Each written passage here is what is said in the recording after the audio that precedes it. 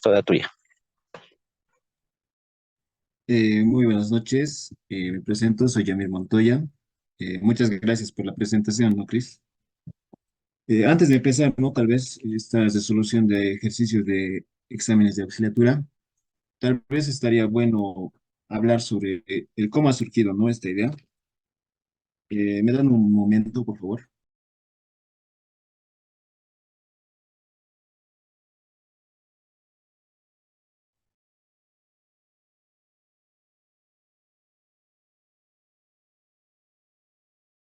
Ya, se puede escuchar, ¿no? La pantalla. Perdón, se puede escuchar el audio. Una confirmación tal vez sería de mucha ayuda. Sí, se escucha. Ya, está bien, muchas gracias. Ya, como les decía, ¿no? La idea de este curso nace a partir de una cosa que se ha estado viendo estos últimos semestres, ¿no? Más que todo en el ámbito del departamento de física, que bastante se está yendo a segunda vuelta o bueno, segunda instancia en lo que respecta a los exámenes de auxiliatura de la materia de física. Y yo pienso que hasta antes, hace unos 7, 8 años, yo creo que la segunda vuelta no ha debido de ni existir, ¿no? Otro tema también es que se estaba viendo de que creo que hay más auxiliares de otras carreras que de la misma carrera en lo que respecta a física, siendo que antes era todo al revés, ¿no? Los mecánicos, electromecánicos se hacían respetar bastante. Y hasta ahora, ¿no? Algunos tratan de sostener lo que son estas auxiliaturas. Y una ayuda que yo quiero darles como casera para que buena cantidad de auxiliares de la materia de física sean de la casera, quiero sacar, ¿no? Resolución de exámenes antes de irme, porque la verdad ya yo estoy por salir, entonces qué bueno sería que bastantes de los que han sido mis estudiantes hace tiempo, igual de la casera, y otras personas que de la misma manera conozco en la casera, sean los que vayan a tomar, ¿no? Las riendas de las auxiliaturas y lo hagan de la mejor manera posible, ¿no? Porque a veces he visto casos en los que algunos auxiliares dan el examen, aprueban y luego creo que se olvidan de las clases totalmente. Las cancelan. Y la verdad, según yo, no debería hacerse eso. Bueno, dicho eso, entonces vamos a compartir pantalla sobre algunos de los ejercicios que he preparado. La resolución o el método que voy a explicar, la verdad me funciona bastante a mí. Como saben, cada uno tiene, ¿no? Su proceso de aprendizaje.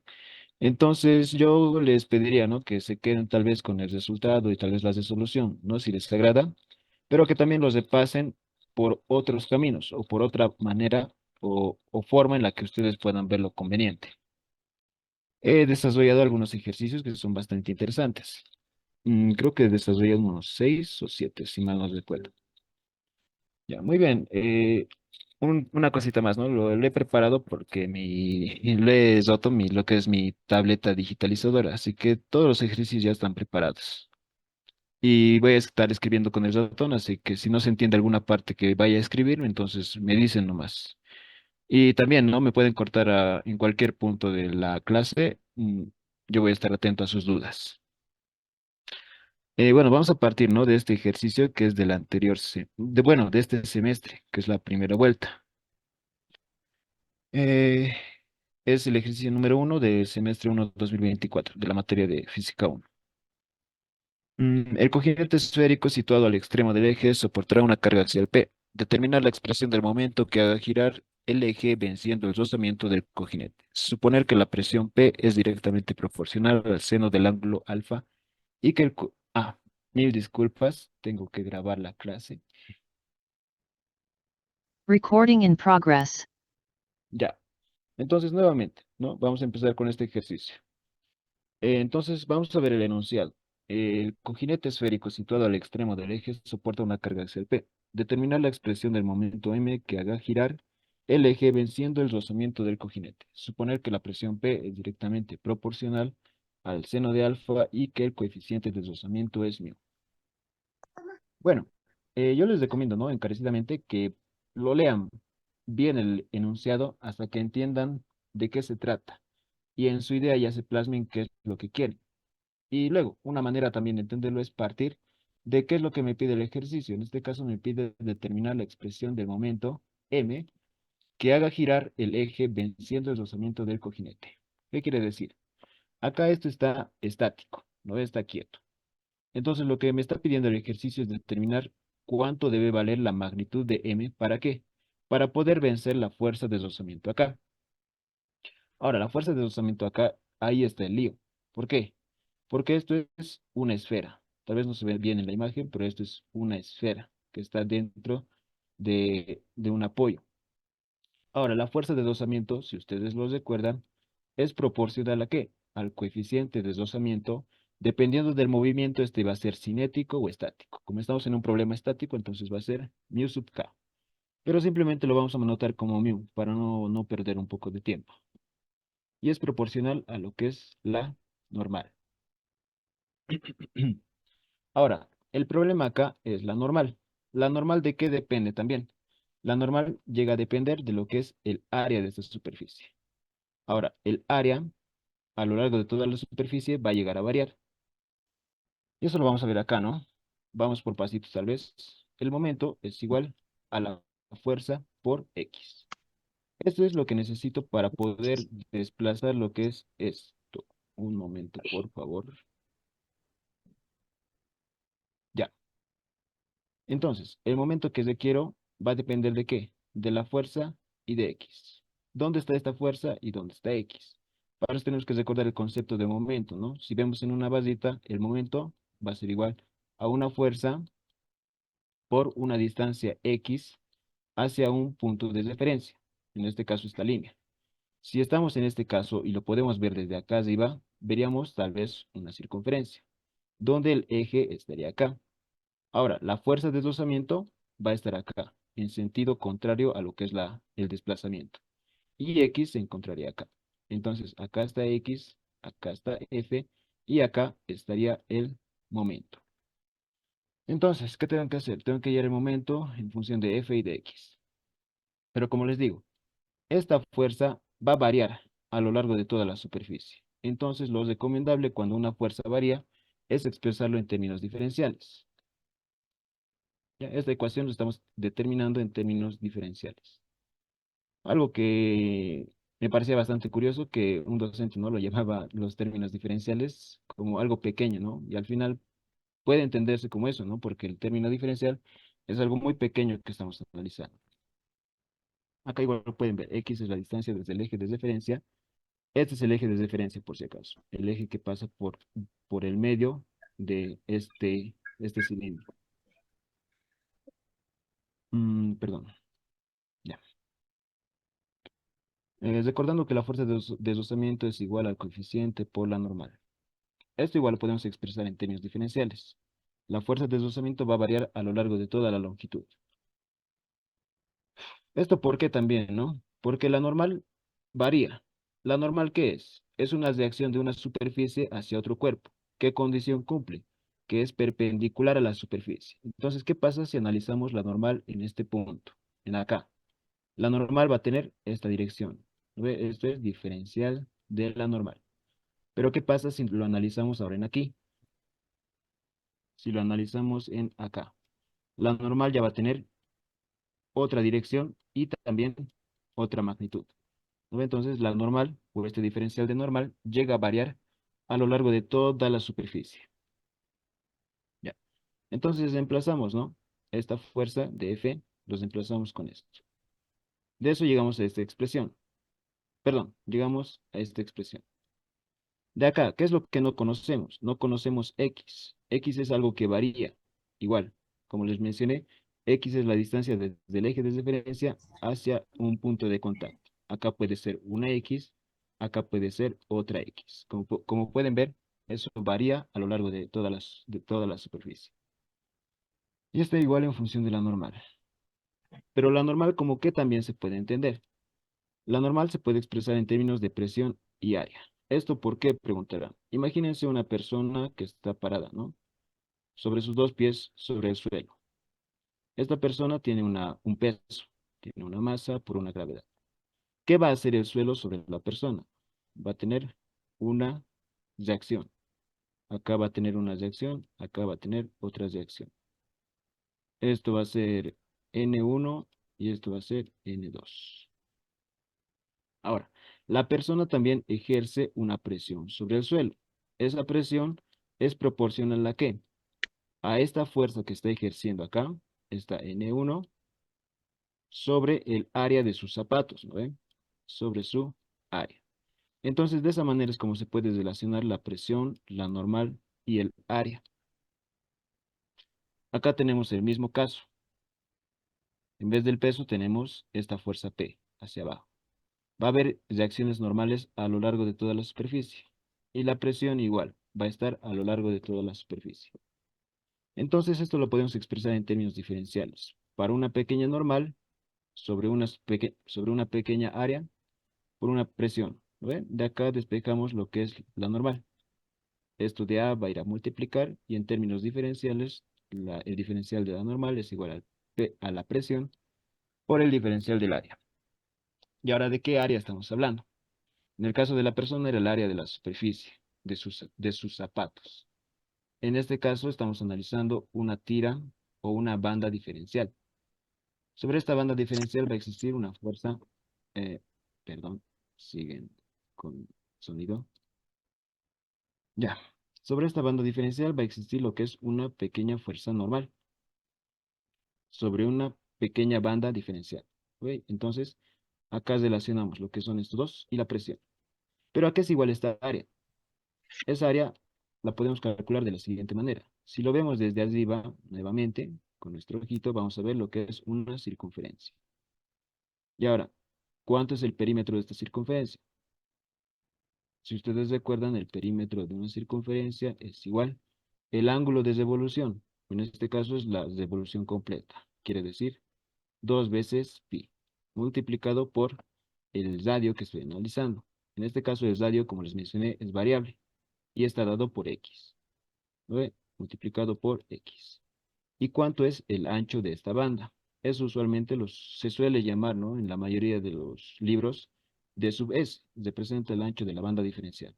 Entonces, si yo quiero obtener esta área a lo largo de toda la esfera, recuerden que esto es una esfera, es ese perímetro multiplicado por ese ancho. 2 veces pi por x por D sub S. Y eso es lo que van a ver acá. Acá nuevamente x es la distancia desde la fuerza normal al eje de rotación. Ya. Ahora, ya estamos avanzando poco a poco, ¿no? Estábamos acá. Para determinar lo que es el momento necesitábamos x, necesitábamos d sub n. Acá d sub n ya lo estamos dejando en función de variables conocidas. Por ejemplo, la presión. Y con este diferencial de área lo estamos dejando igual en función de 2 veces pi por x por ds. ¿Cuánto vale ds? Esto es una variable también que nos hemos creado y no es conocida. Pero lo tenemos que dejar en función de ¿qué? De las variables que tenemos acá. Por ejemplo, acá tenemos el ángulo. Acá tal vez no se puede ver, ¿no? Pero aquí está alfa. Aquí este es el radio de esta esfera. Entonces, ¿cómo puedo determinar este ancho de banda? En función del ángulo de acá. De acá. Aquí hay un ángulo y aquí hay un pequeño ángulo. Acá. Diferencial del ángulo. Eso lo podemos ver acá. Perdón. Acá. Si se acuerdan, para hallar lo que era una curvatura de una circunferencia, había una ecuación, ¿no ven? D sub S es igual a ¿cuánto? El ángulo de la curvatura, en este caso, D sub alfa, multiplicado por lo que es el radio de la curvatura. En este caso el radio es invariable y está dado por R. Eso está acá. Una vez que conocemos esto, ya lo podemos reemplazar en lo que es la ecuación 4. Con esto obtenemos esto, una ecuación 6. ¿Eso para qué hemos determinado? Para poder reemplazar en la ecuación número 3. Entonces el diferencial de la normal va a ser igual a esta expresión. De acá casi todo es conocido, excepto x. Ahora, ¿cómo lo podemos determinar x? Esta x igual en función de variables conocidas. Nos vamos al gráfico. Acá. X es un punto, como les dije, cualquiera. Puede ser esto X, así como también puede ser esto X.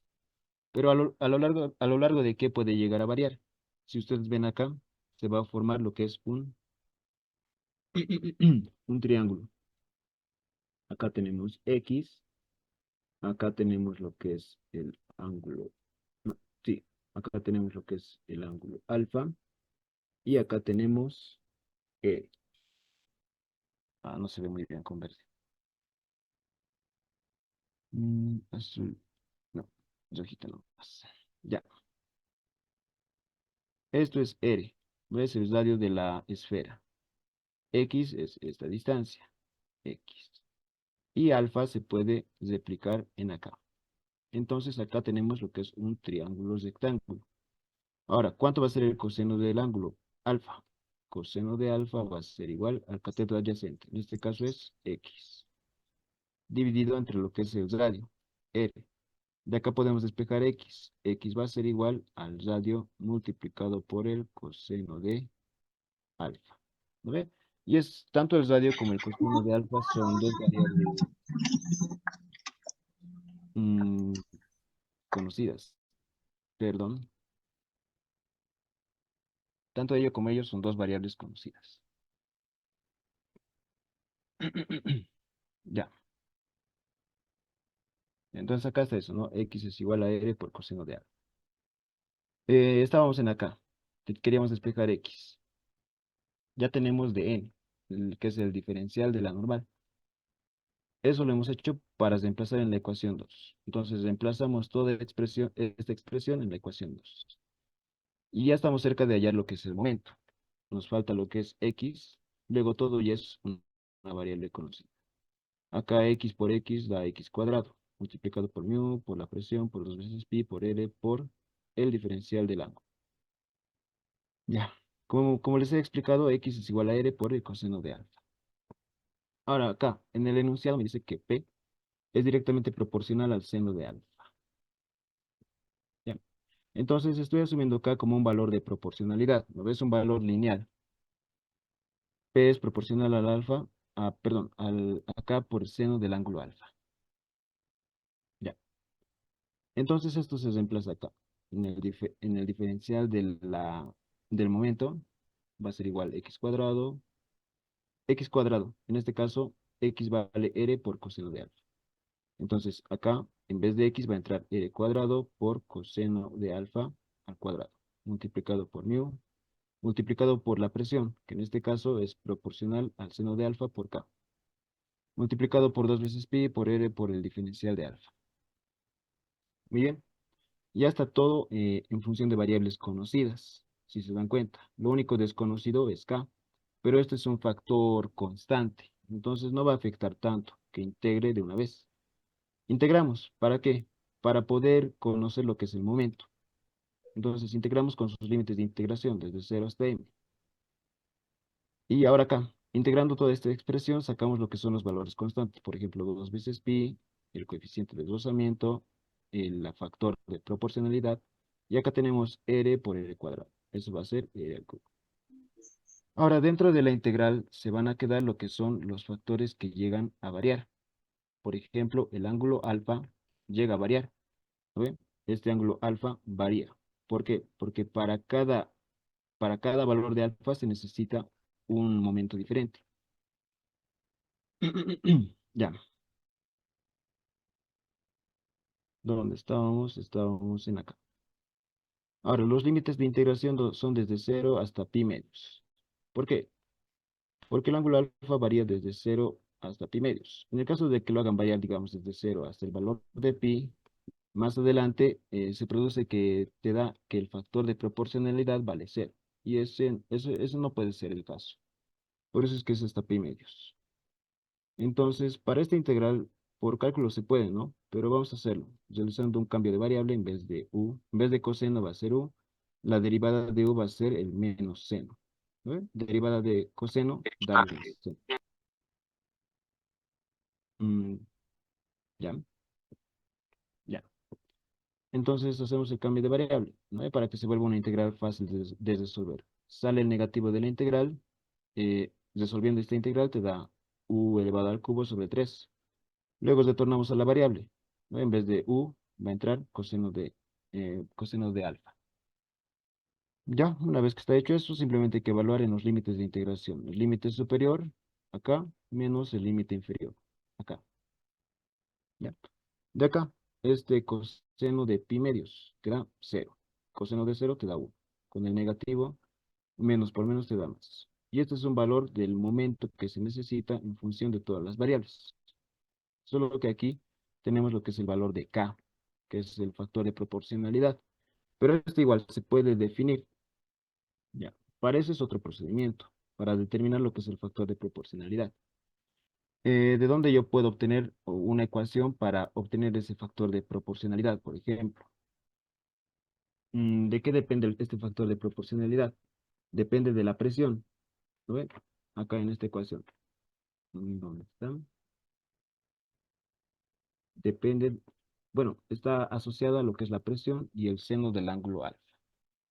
Este ángulo alfa y la presión. Entonces tengo que buscar ecuaciones que relacionen estas mismas variables. En este caso podemos hacer una sumatoria vertical, ¿no? Ya, por si acaso, sentido hacia arriba positivo, hacia arriba positivo. ¿Qué fuerzas tenemos en acá? Por ejemplo, tenemos lo que es la reacción normal, ¿no? Este diferencial de la normal. Luego, para hacer una sumatoria de fuerzas, tengo que escoger un eje, o bien un eje vertical y un eje horizontal. Ahora, en este caso estoy haciendo una sumatoria de fuerzas verticales. ¿Por qué? Porque ahí estoy asociando lo que es esta fuerza P y la reacción normal multiplicado por el seno de alfa. Y este seno de alfa está asociado a lo que es la variable que queremos encontrar, que es K y la presión. Ahora, una cosita más. En acá, ¿esto por qué no lo estoy tomando en cuenta? ¿Por qué? Porque si hacen esta misma reacción normal en acá, van a tener diferencial de la normal. Igual van a tener dos componentes, una componente horizontal y van a tener una componente vertical. Como pueden ver acá, las componentes verticales se ayudan, mientras que las componentes horizontales directamente se anulan, ¿no? Entonces, estas solitas se van a anular. Por eso es que simplemente se hace a lo largo de la fuerza vertical. De esa manera se obtiene esta ecuación. Ahora, la diferencial de la normal igual ya lo hemos determinado. Eso está en acá, de la ecuación número 7. Reemplazando la ecuación 7 en la ecuación número 8. Y ahora está acá. Acá tenemos lo que es el valor de la presión, que es el valor que estábamos buscando, ¿no ve? Esto era igual a K por seno de alfa. Luego de acá, ¿qué más no tenemos que utilizar? X no tenemos que utilizar. Tenemos que utilizar su expresión que asocia las variables conocidas. R por coseno de alfa. Ahí está. Luego de acá, todo es conocido. R es conocido y lo tengo que dejar todo en función de alfa. Ya reemplazando se obtiene eso y ordenando se llega a obtener esta expresión. Nuevamente, se integra bajo los mismos límites, sacando las constantes.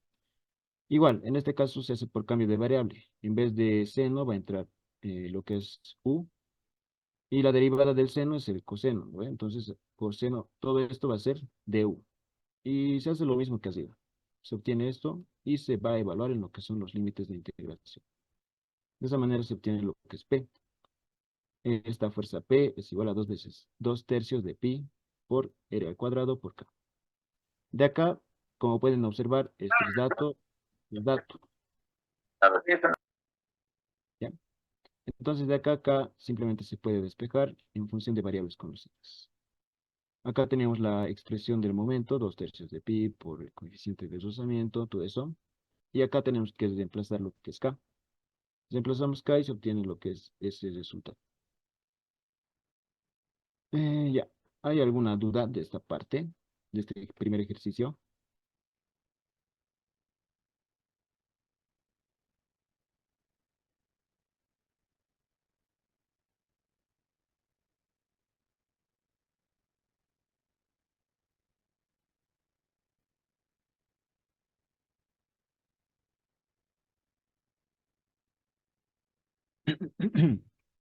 Ya, muy bien, entonces vamos a pasar a lo que es el siguiente. He tratado de que los ejercicios sean variados. Ya, este es el siguiente ejercicio. Y este es un método que es un poco desconocido, creo, en algunas carreras, pero en mecánica es bastante utilizado. Dice, la velocidad angular del eslabón AB es de 2 radianes por segundo, en el sentido de las manecillas del reloj. Determinar la velocidad angular de CD. Ya, acá, ¿qué es lo que tenemos? Tenemos un eslabón. A ver, esto lo voy a bajar un poco. Ya, tenemos una estructura, perdón. Tenemos una estructura de este tipo. ¿Qué es lo que va a pasar? Que van a hacer girar lo que es esta base AB, en este sentido. ¿Qué va a producir esta base? Que al momento de girar va a estar así y va a hacer que esta otra base igual empiece a girar. Va a girar ahí y esta otra base igual va a girar. Ya. Ese es más o menos el fenómeno físico que está sucediendo. Lo que me dice acá, la velocidad angular del eslabón AB es de 2 radianes por segundo. Ya. En el sentido de las manecillas del reloj. Determinar la velocidad angular de CD. Acá esta base de acá, que es AB, va a girar en el sentido de las manecillas del reloj. O sea, acá. Y ahora me pide calcular eh, cuánto va a girar lo que es esta base CD. Por si acaso, estamos tratando con velocidades angulares. Aquí es la velocidad angular AB. Y lo que me pide determinar es la velocidad angular CD. Para este tipo de problemas se apoya en lo que son el método de centros instantáneos de rotación. ¿De qué se basa este método? Es que a partir de un giro que te dan, o una velocidad angular en este caso, tú tienes que proyectar velocidades de los puntos que están asociados al giro. Por ejemplo, en este caso, tenemos la velocidad angular AB. ¿Ve? Entonces, el punto A, si se dan cuenta, está estático, no tiene velocidad. Pero el punto B sí va a tener una velocidad. Aquí va a ir una velocidad B. Luego, en el caso de acá, en el eslabón CD, de la misma forma, va a girar. En el punto D se va a quedar estático, pero en el punto C igual va a tener una velocidad. ¿Qué condición cumplen estas velocidades? Que forman 90 grados con la base a la que están asociadas. Por ejemplo, acá, AB, su velocidad va a ser perpendicular a esta base de acá. Y del mismo modo, en CD, la velocidad del punto C va a ser perpendicular a esta base. Muy bien. Entonces, más o menos en eso se basa lo que es este método. Luego, ¿en qué más se fundamenta? En cómo se asocia lo que es la velocidad angular con la velocidad lineal. Hay una ecuación, si se deben recordar. Por ejemplo, la velocidad angular, ¿en qué unidad se está? Está en radianes por segundo. Y la velocidad lineal está en metros por segundo. ¿Cómo puedo volver yo esta velocidad en metros por segundo a la velocidad angular de radianes por segundo? Multiplicando, ¿no? Acá por alguna unidad que esté en metros. Así nos podemos olvidar de los radianes y vamos a tener metros por segundo. Y esta unidad que yo tengo que multiplicar es simplemente el radio desde el punto de rotación a la velocidad que estoy analizando. Entonces, la manera en que se asocian la velocidad angular y la velocidad lineal es mediante su radio de rotación. Es decir, la velocidad lineal va a ser igual a la velocidad angular por el radio. Ya. Entonces, con eso, ¿qué sería equivalente? No, ¿a qué sería igual la velocidad B? La velocidad B es igual a la velocidad angular AB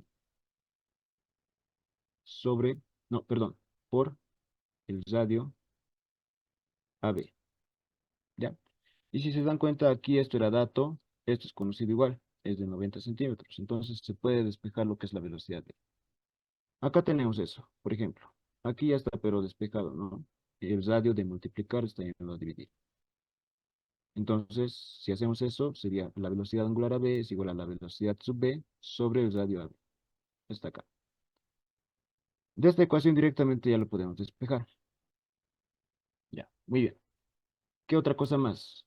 Según este análisis, entonces, ¿cómo sería para la velocidad?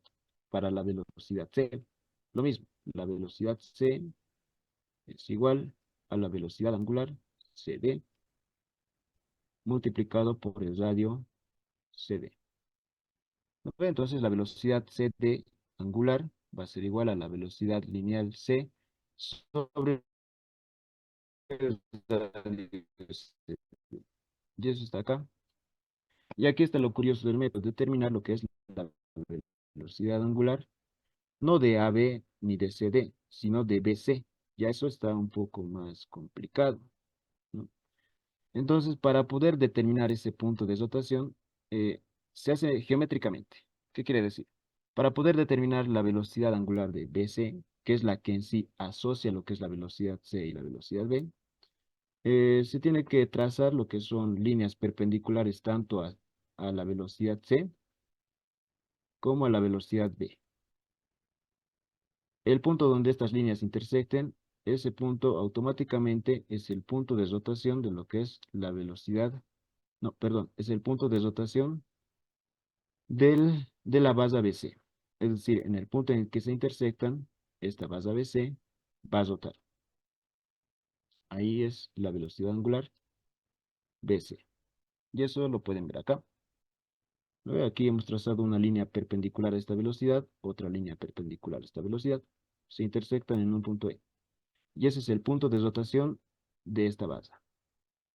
Y lo mismo, como hemos hecho acá, ¿no?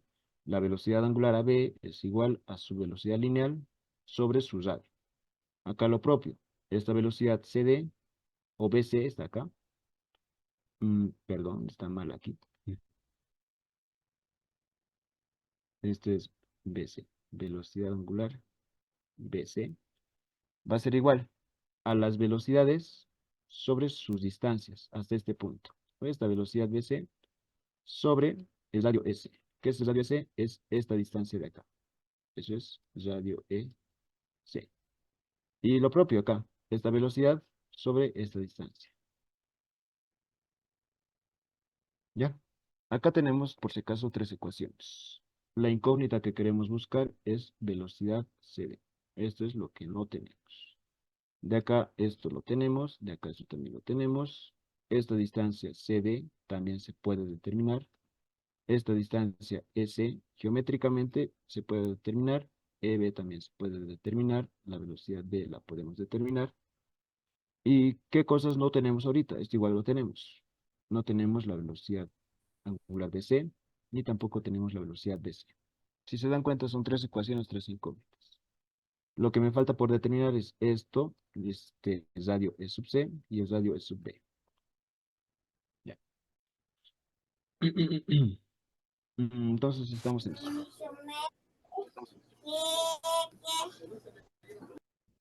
Ya. Acá habíamos determinado lo que es la velocidad en el punto B. Ya, entonces, como les dije, ¿no? Geométricamente tenemos que hacer esto, mediante variables conocidas y desconocidas que tengamos. A ver, por ejemplo, lo vamos a hacer otra vez.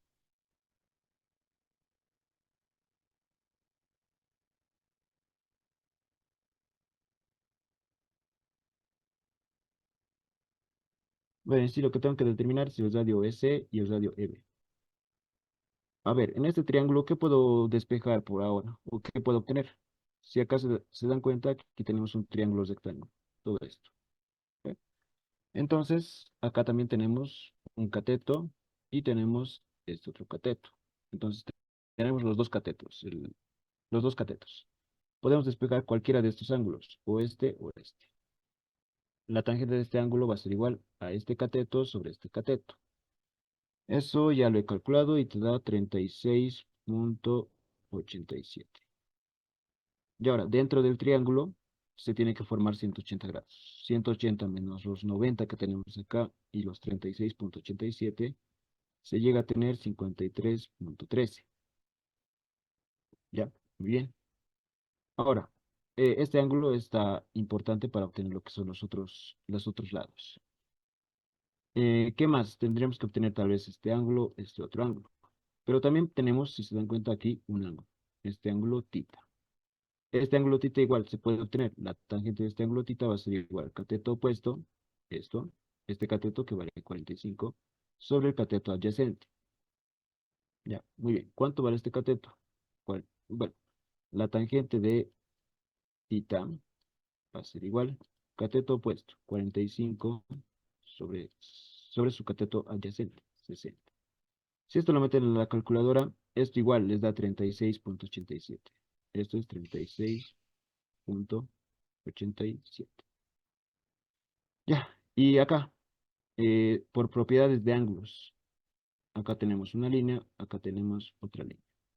Este ángulo de acá se va a replicar en acá. Es decir, aquí tenemos el mismo ángulo, 36,87. Si tenemos acá el mismo ángulo, entonces acá igual va a estar el mismo ángulo, 53,13. Entonces, estos dos triángulos son equivalentes, es decir, tienen el mismo lado y por lo tanto, esta distancia de acá va a ser igual a la distancia de acá. Con eso, ¿qué concluyo? Que la distancia desde E hasta el punto B va a ser de 180 y la distancia desde C hasta el punto E va a ser igual a 180. No, perdón, a esa distancia todavía no la hemos determinado. Esta distancia de acá va a ser igual a la raíz de 120 al cuadrado más este otro cateto, 90 al cuadrado. Ya. Y eso es básicamente lo que hemos hecho acá. Aquí está más ordenadito. Por si acaso, este resultado te da lo que son 150 centímetros. Y en acá, estos 90 más los otros 90 te da 180. Entonces ya hemos despejado, o hemos determinado lo que es este radio, esta distancia EC y esa otra distancia EB. Con ello, hagamos lo que es toda esta ecuación. ¿Por qué? Porque ya tengo esto conocido, esto me falta por conocer y esto es conocido. Entonces, una ecuación, una incógnita. De ahí se despeja y se obtiene 1,5 metros por segundo. Ya. Una vez que ya tengo conocido esto, entonces ya puedo determinar de acá. Como esto es conocido, entonces esto también es conocido y esto es conocido. Puedo despejar lo que es la velocidad angular CD. Esta distancia CD de esta base CD es igual a la raíz de esto al cuadrado más esto al cuadrado. Eso está aquí. ¿Lo ves? Este es un triángulo rectángulo. Acá. Un triángulo rectángulo. Lo que yo quiero determinar es cuánto vale RCD. ¿Ya? Y como es un triángulo rectángulo, la hipotenusa es igual a la raíz de este cateto al cuadrado más este cateto al cuadrado. Con eso ya se obtiene el resultado, 75 centímetros. Finalmente, reemplazando en esta ecuación, se llega a obtener este resultado, 2 radianes por segundo. Básicamente gira a la misma velocidad, ¿ve? Porque el eslabón AB gira 2 radianes por segundo y CD de la misma manera gira 2 radianes por segundo. ¿Alguna pregunta de esta parte?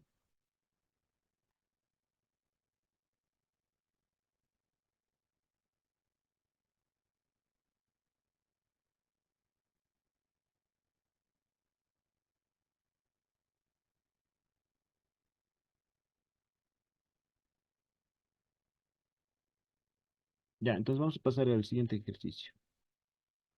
Este ejercicio creo que entró en la segunda vuelta del 2021, si mal no recuerdo. Ya.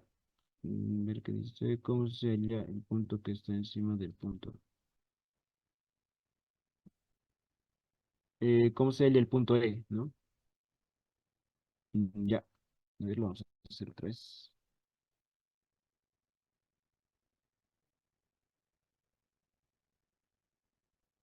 Ya, en este método se busca determinar lo que son las velocidades angulares de todos los eslabones, porque mediante eso se puede determinar estas ecuaciones. Entonces de acá se puede determinar esto, se puede determinar esta velocidad angular y esto otro es la velocidad angular de la base AB. Esto es sencillo, ¿por qué? Porque en acá tienen un punto fijo, ¿no? Entonces automáticamente ahí están sus velocidades angulares. Pero en el caso de B y C, esta base de C, no se tiene un punto fijo, como en el caso de A y D. Entonces ahí tenemos que, perdón, entonces ahí tenemos que utilizar lo que es el método, que básicamente consiste en... Ah, no se quiere usar. Espérame. Ya, no se quiere usar. En esto, del eslabón AB, el punto B es perpendicular a esta base AB. Y en el punto CD es el, en la base CD, el punto C, igual, es perpendicular. Ya. De estos dos puntos, para hallar el otro punto, se tiene que prolongar la línea perpendicular. ¿Ya? En los dos puntos finales de la base se tienen estas velocidades, ¿no ve? Que son perpendiculares a sus puntos de rotación o a sus radios de rotación. Y para determinar lo que es ese punto que me preguntaban, de estas velocidades tengo que trazar lo que son líneas perpendiculares. Y en el punto en que se intersecten, ese punto es el punto de rotación de la base que estoy analizando, en este caso de BC. No sé si he respondido a tu pregunta.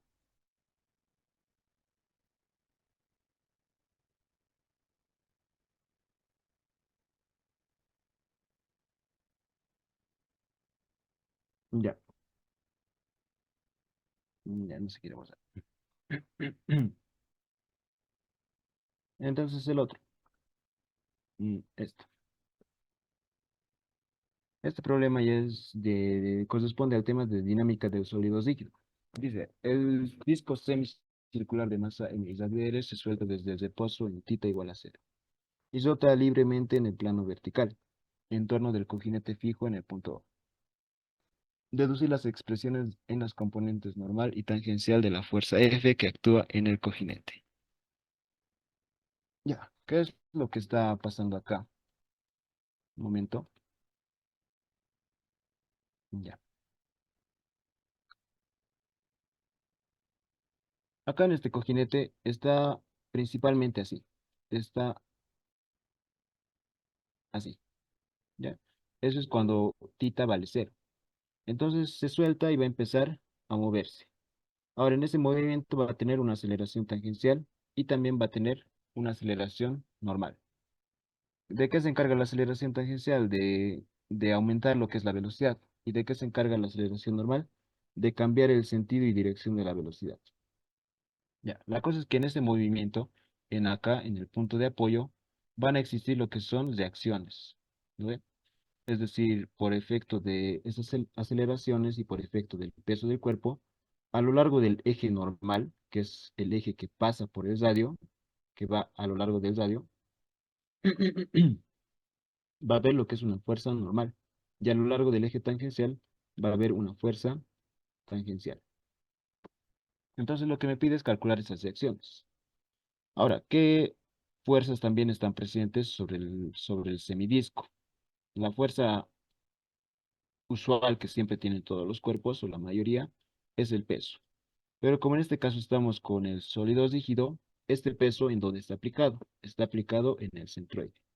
El centroide de un semicírculo o de una sección circular está dado por la siguiente expresión, que es 4 veces R sobre 3 veces pi, donde R representa lo que es el radio del semidisco. Esto está dado por fórmula. ¿Ya? Entonces, a esta distancia desde este punto está aplicado lo que es su masa. Ya. Ahora, las aceleraciones. ¿Cómo definimos hacia dónde van las aceleraciones? La aceleración normal siempre va hacia adentro. Ese es el sentido de la aceleración normal. Voy a usar esto. Sí. Eso es la aceleración normal. Y la aceleración tangencial, yo uso el criterio que he leído en lo que es el libro de Bill Johnson, que en el sentido en el que crezca el ángulo, va la aceleración tangencial. En este caso, el ángulo está creciendo en este sentido. Es decir, en otro instante, el semidisco va a estar así y el ángulo va a crecer en esa dirección. Entonces, la aceleración tangencial va a tener este sentido. ¿Ya? Entonces, aplicamos la segunda ley de Newton a lo largo de estos ejes. Sumatoria de fuerzas tangenciales, es decir, a lo largo de este eje, es igual a la masa por la aceleración. Y ahora, acá, ¿quién te da el sentido si una fuerza es positiva o es negativa? Es la aceleración. Fuerzas que van a favor de la aceleración van a ser positivas y fuerzas que van en contra van a ser negativas. Pero antes de utilizar esta expresión nos falta una cosa, que es que todas las fuerzas estén en los ejes correspondientes. Por ejemplo, estas dos están en sus ejes, pero la masa o el peso, perdón, no está en ese eje, sino tenemos que descomponer a lo largo de su componente normal y su componente tangencial. Para ello necesito lo que es su magnitud y un ángulo con el cual se va a descomponer. Estas son las dos fuerzas las dos fuerzas en las cuales se va a descomponer. Y ahora, ¿dónde estaría el ángulo? ¿Estaría acá o estarían acá? Para ello podemos hacer un juego, ¿no? Podemos apoyarnos en lo siguiente. Trazamos una línea horizontal y paralela a esta, y esta otra línea ya es paralela a esa. Entonces, ¿dónde se replicaría el ángulo? Se replicaría en acá. Y eso lo vamos a ver acá más claro. Esta línea de acá es paralela a esta línea, ¿lo ve? Y esta otra línea, la que está a lo largo del eje normal, es paralela a la línea de acá. Entonces, este ángulo igual va a estar acá. Y luego yo me guío de la siguiente manera, ¿no? Hago que este ángulo se replica en aquí. Luego, en aquí no va a estar el ángulo, en aquí va a volver a estar, en aquí no, en aquí no, en aquí sí, y en aquí no. Ya, ese es un jueguito que tengo. Ya. Entonces, ¿dónde está el ángulo? Va a estar en acá.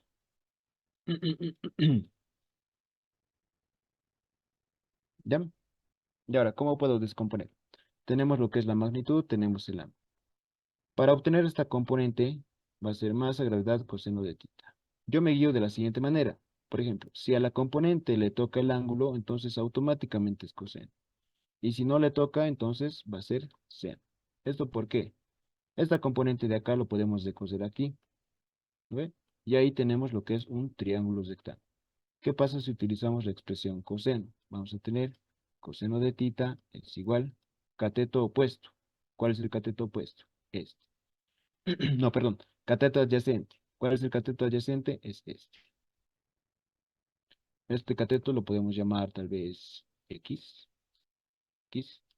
sobre la hipotenusa, masa por gravedad. Si despejamos de acá, X va a ser masa por gravedad multiplicado por el coseno de tita. ¿No ve? Entonces, este cateto X es igual a la masa gravedad por coseno de tita. De esa manera. Pero si hacen eso, digamos, en el examen van a llegar a perder tiempo. Entonces, como les dije, un criterio para darse cuenta es, si el ángulo le toca a la componente, entonces automáticamente es el módulo por el coseno del mismo ángulo. Ya, una vez que ya tengo todas las fuerzas descompuestas a lo largo de los ejes en los cuales yo voy a aplicar la segunda ley, ya lo puedo realizar. Su materia de fuerzas tangenciales es igual a la masa por aceleración. Fuerzas que apoyen a la aceleración van a ser positivas. Por ejemplo, la aceleración tangencial va en el sentido hacia abajo. ¿Qué fuerzas van a favor de eso? Va la fuerza, esta fuerza de acá. Esta. Voy a hacer con azul. Esta fuerza de acá y esta otra fuerza de acá. Entonces, esas dos fuerzas son positivas. Ya. Ahí está positivas. Es igual a la masa por la aceleración tangencial. Pero la aceleración tangencial también tiene un criterio. Bueno, tiene su fórmula. La aceleración tangencial es igual a la aceleración angular multiplicado por el centroide del cuerpo rígido. Ya. Y esto es Uy, ya. Y esta aceleración tangencial entonces sería igual a la aceleración angular multiplicado por el centroide del sólido rígido. De acá lo que nos importa, lo que nos pide el ejercicio es la fuerza tangencial. Entonces se despeja. Esto de sumar va a ir a restar. Y el centroide de esta semicircunferencia vale 4 veces r sobre 3 veces esto menos esto. Ya. Ahora, para poder resolver esto, ¿qué me hace falta? Me hace falta esto, porque si se dan cuenta, luego todo es dato. Masa es dato, el radio es dato, la masa es dato, gravedad es dato, el ángulo igual es un dato y pi es un dato. Entonces lo que me falta es ese ángulo. Podemos hacer lo mismo, pero en este caso a lo largo del eje normal. Y ahora lo mismo. fuerzas que vayan a favor de la aceleración positivas. En este caso, la fuerza normal de acá es positiva y esta componente del peso está en contra de esta aceleración, entonces negativa. En este caso, la aceleración normal tiene dos expresiones para poder expresarse. La aceleración normal o bien es igual a la velocidad lineal al cuadrado sobre el radio, o bien es igual a la velocidad angular al cuadrado por el radio. En este caso, como estamos en sólido rígido, en vez de radio es centroide. ¿Y ahora por qué? Les había mencionado hace ratos, ¿no? Que la velocidad angular es igual a la velocidad lineal dividido entre el radio, o bien la velocidad lineal es igual a la velocidad angular al cuadrado. ¿Qué pasa si reemplazan todo esto en acá, en aquí? Esto se va a elevar al cuadrado, esto se va a elevar al cuadrado, va a estar todo dividido entre r, una r con una r, y llegan a obtener esta expresión. Esto, ojo, esta fórmula simplemente es para el caso de la aceleración normal. Para el caso de la aceleración tangencial es lo que les mencioné arriba.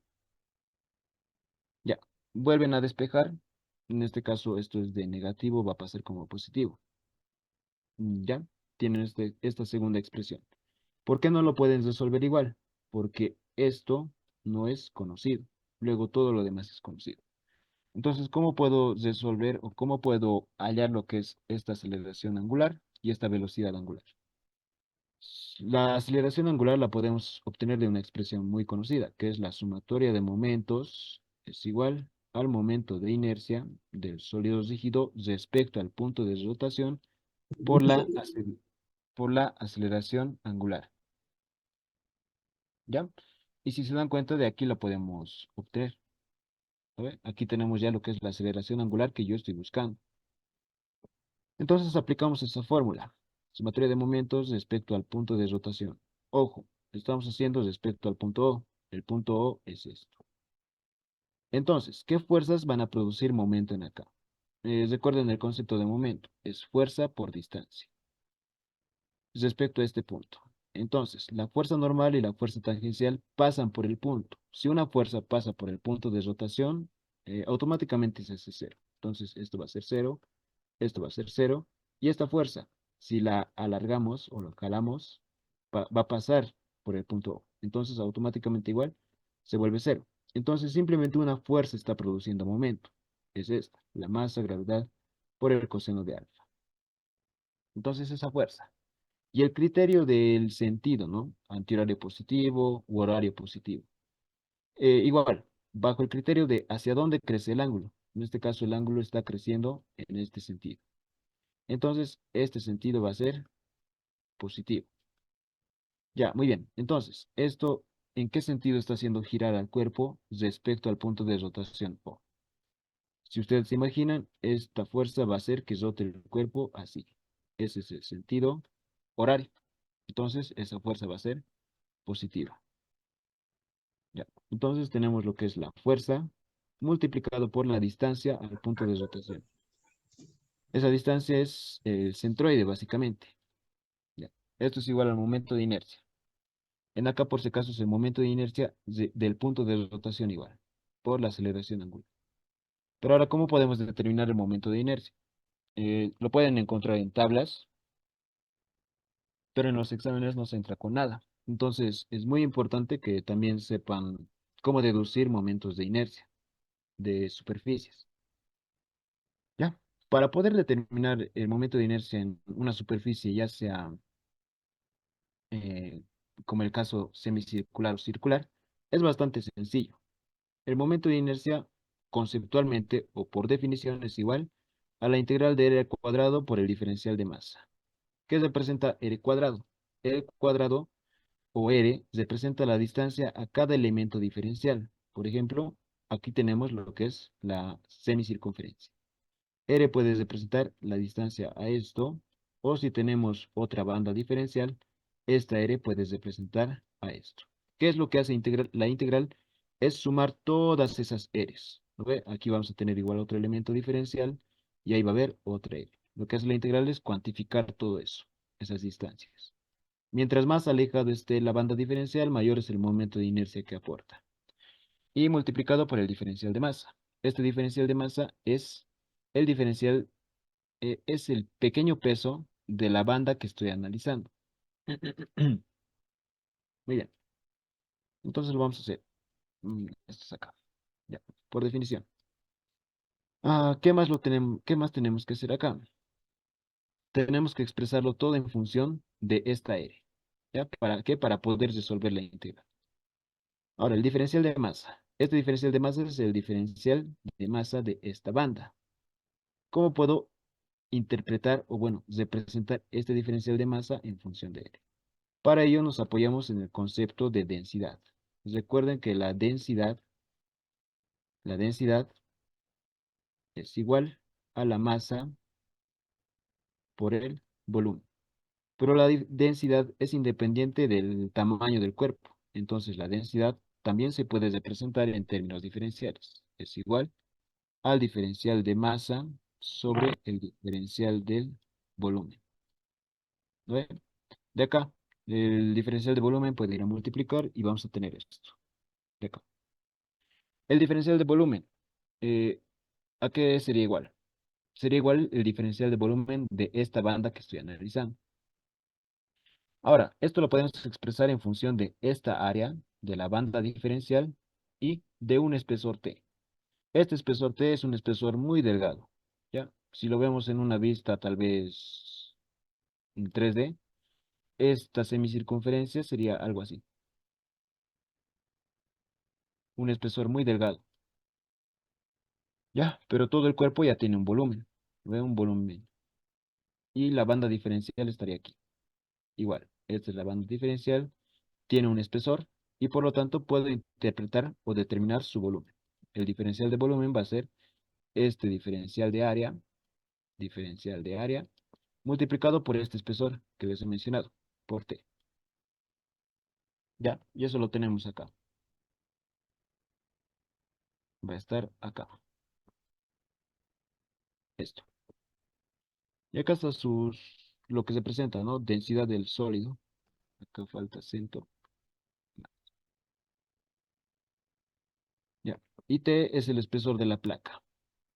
En este caso de la placa delgada falta. Ya, entonces, el diferencial de masa es igual a esto. Ya, pero como les dije, todo tiene que estar en función de R. Entonces, ¿cómo puedo determinar esta banda diferencial en función de R?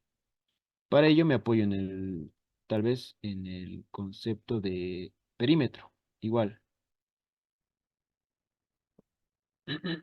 Por ejemplo, este diferencial de área va a ser igual a ¿cuánto?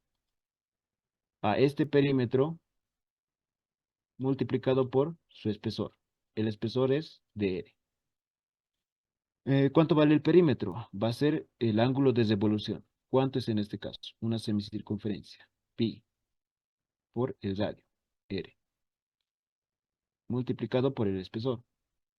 D sub R.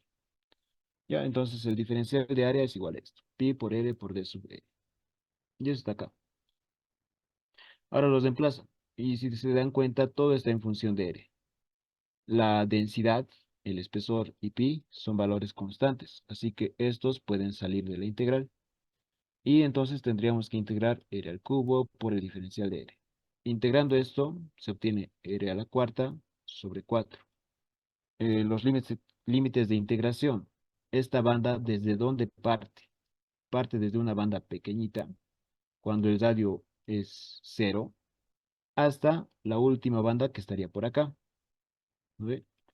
Hasta que vale el radio total de la semicircunferencia.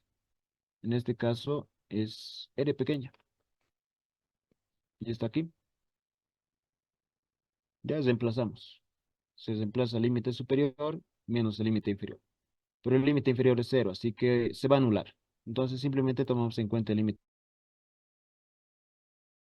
Esto tengo que representar en función de la masa. Que esté en función de densidad, en función del espesor, no sirve. Entonces, ¿cómo puedo representar toda esta expresión o cómo lo puedo llevar a masa? ¿Cuánto sería lo que es la masa del cuerpo y el volumen?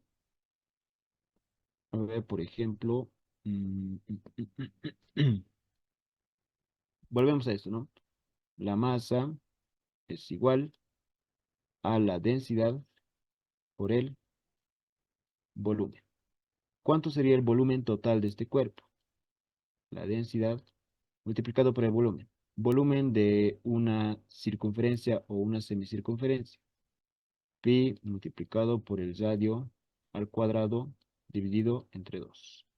Pero hemos dicho que es una placa de espesor T. ¿Ve? Entonces toda esta expresión representa lo que es el volumen. Y multiplicado por la densidad me va a dar la masa. Entonces en esa expresión yo tengo que buscar estos valores. Y es lo que vamos a hacer acá. Si se dan cuenta, aquí tenemos pi por radio al cuadrado entre 2 multiplicado por la densidad, multiplicado por el espesor T. ¿Ya? Y eso lo estamos sacando de acá, ¿no? R cuarta se puede representar como R al cuadrado por R al cuadrado. Igual, 4 se puede representar como 2 por 2. Y lo demás simplemente lo hemos separado. Entonces todo esto vale masa. Y de esa forma se deduce lo que es el momento de inercia respecto al punto de rotación O. ¿Ya? ¿Para qué hemos hecho eso? Para poder determinar esto y reemplazar en acá. Ahí está. Ya hemos reemplazado en acá lo que es un medio por la masa por r al cuadrado. Lo que queríamos determinar es el ángulo alfa. Entonces, esto está en el numerador y esto de multiplicar va a pasar a dividir. Y luego acá se aplica lo de colegio. Extremo con extremo, medio con medio. 2 por 4, 8. 3pi va a pasar al denominador. La masa de acá se simplifica y ya no tenemos masa. Tenemos una R en el numerador, una R en el denominador. Y este sería el valor de la aceleración angular.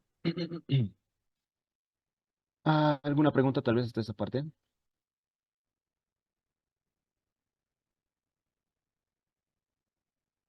Más que todo, yo les recomiendo que aprendan bien cómo realizar lo que es un momento de inercia a partir de la definición.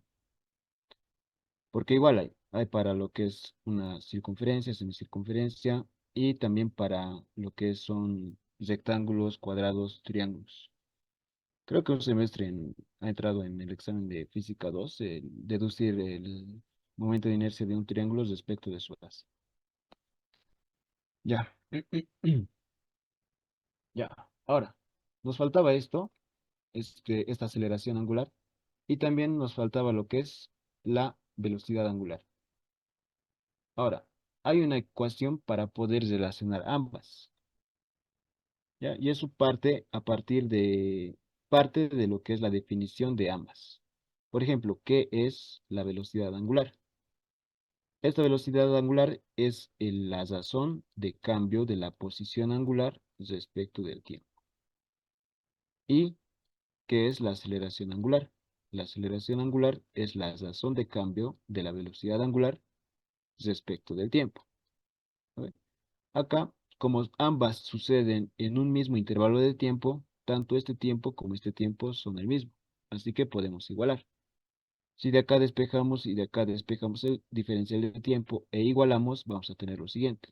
Diferencial de la posición angular sobre la velocidad angular es igual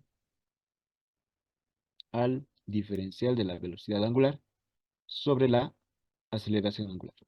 Y entonces noten cómo aquí se relaciona la posición angular, la velocidad angular y la aceleración angular. Entonces, esta ecuación igual es fundamental. Ya, estamos acá. Acá está ese detalle que les estaba mencionando. De aquí vamos a despejar el diferencial de tiempo.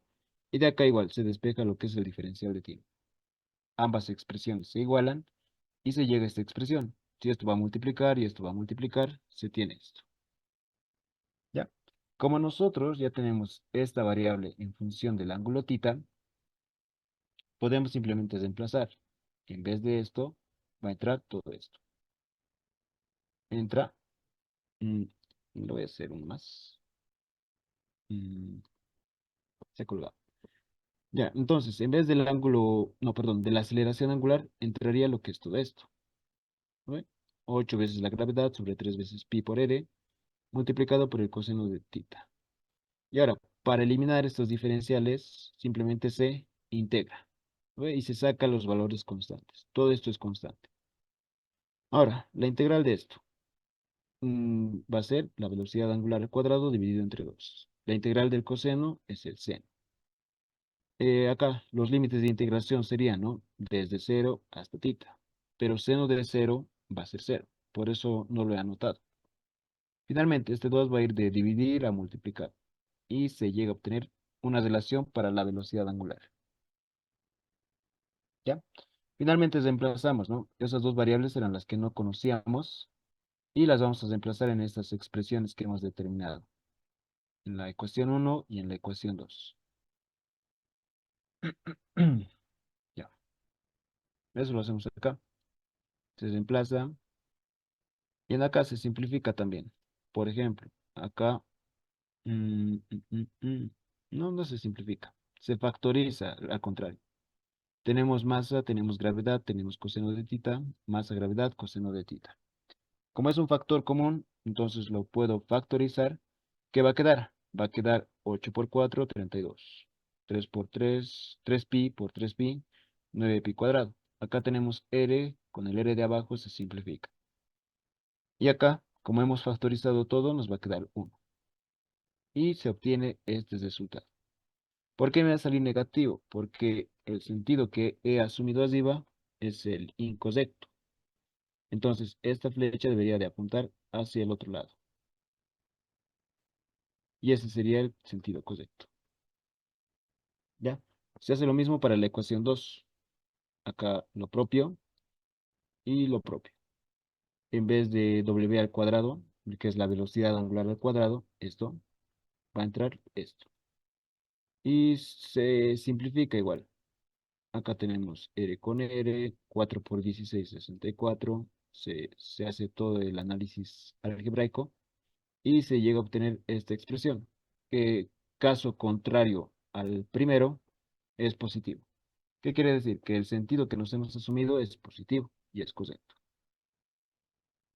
¿Alguna pregunta de esto?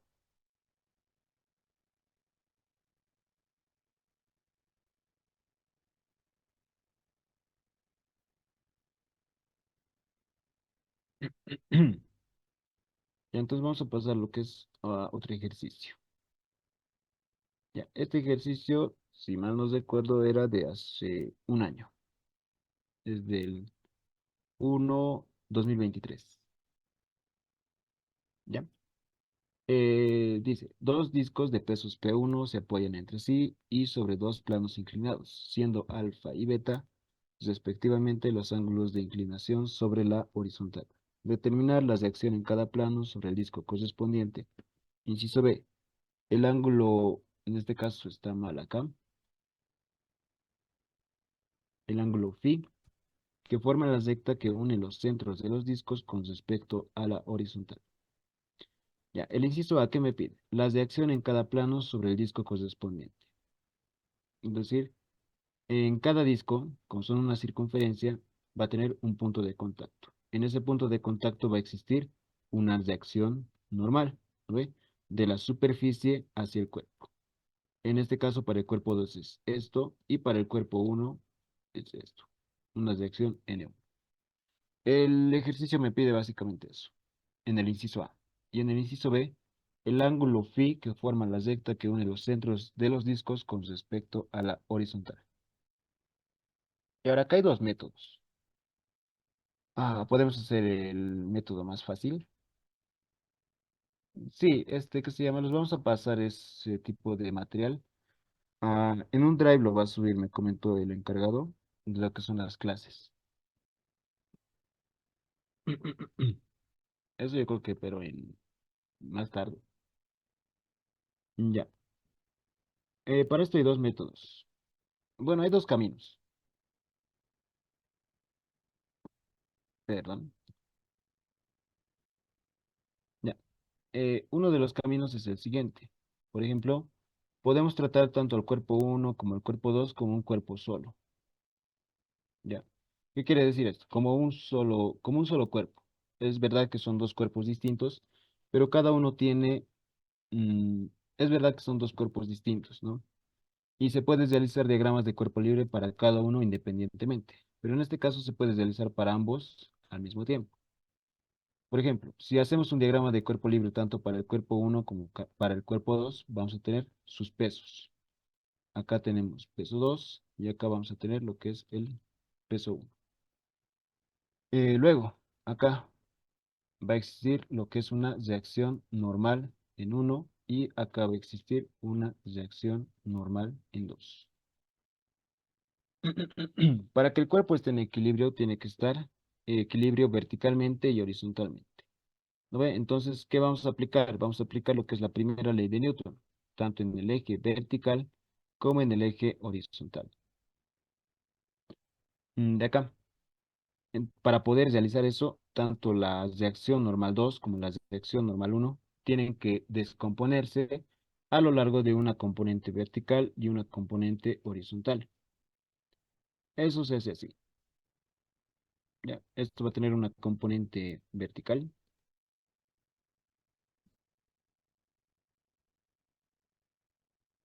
y esto también va a tener una componente vertical.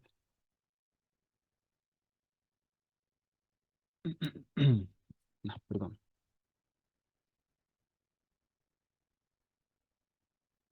Y también van a tener su componente horizontal.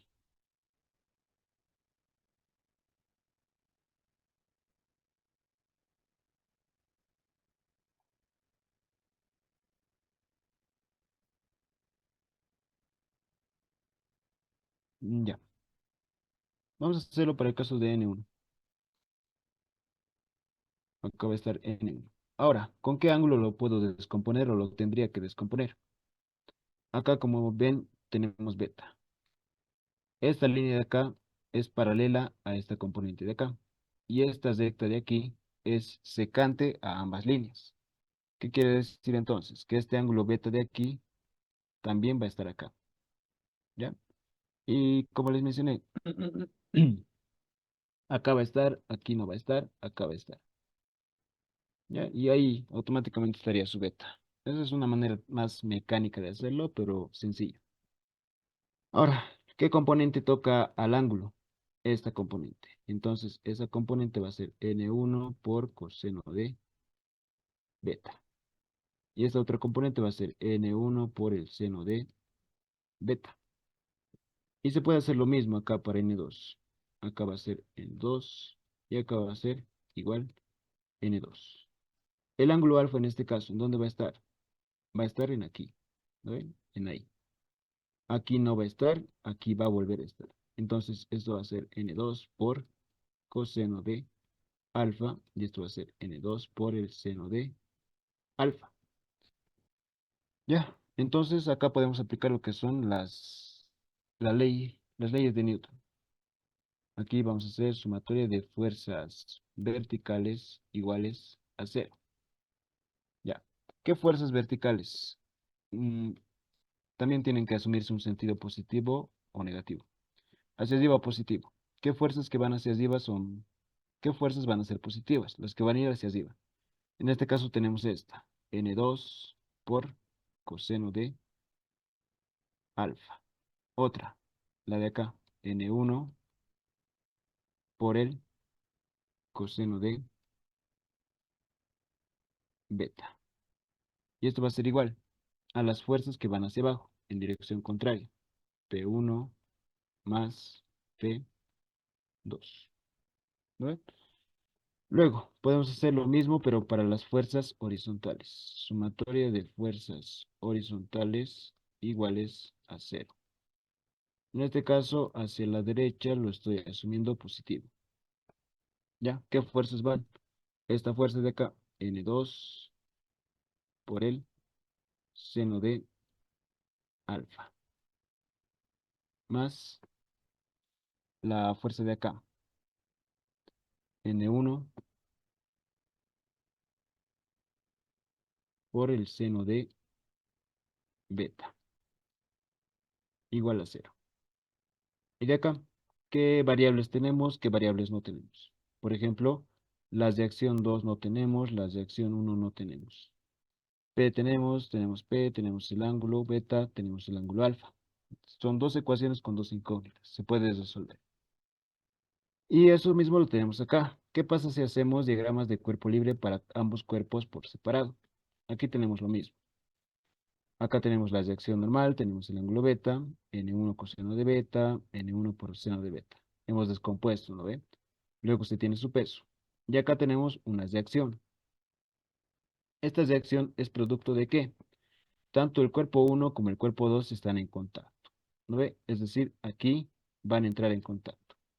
¿Qué va a sentir el cuerpo 1? Que el cuerpo 2 lo está empujando. ¿Qué va a sentir el cuerpo 2? Por la tercera ley de Newton, va a sentir que el cuerpo 1 lo está empujando. ¿No ve? En este caso, para el cuerpo 1, su reacción va a ir en este sentido. Ahora el ángulo, ¿en dónde va a estar aquí? Aquí. Tenemos el ángulo acá. Está entre esta línea y esta otra línea. Esta línea horizontal. Si lo vemos ahí, este ángulo estaría en acá, ¿no ve? Pero se puede reflejar de la siguiente manera. Si tienen dos líneas horizontales y tienen una secante, el ángulo de acá también va a estar en acá, ¿no ve? Entonces, este ángulo alfa también va a estar en aquí. Y lo mismo, este ángulo toca esta componente, entonces va a ser R por coseno de phi.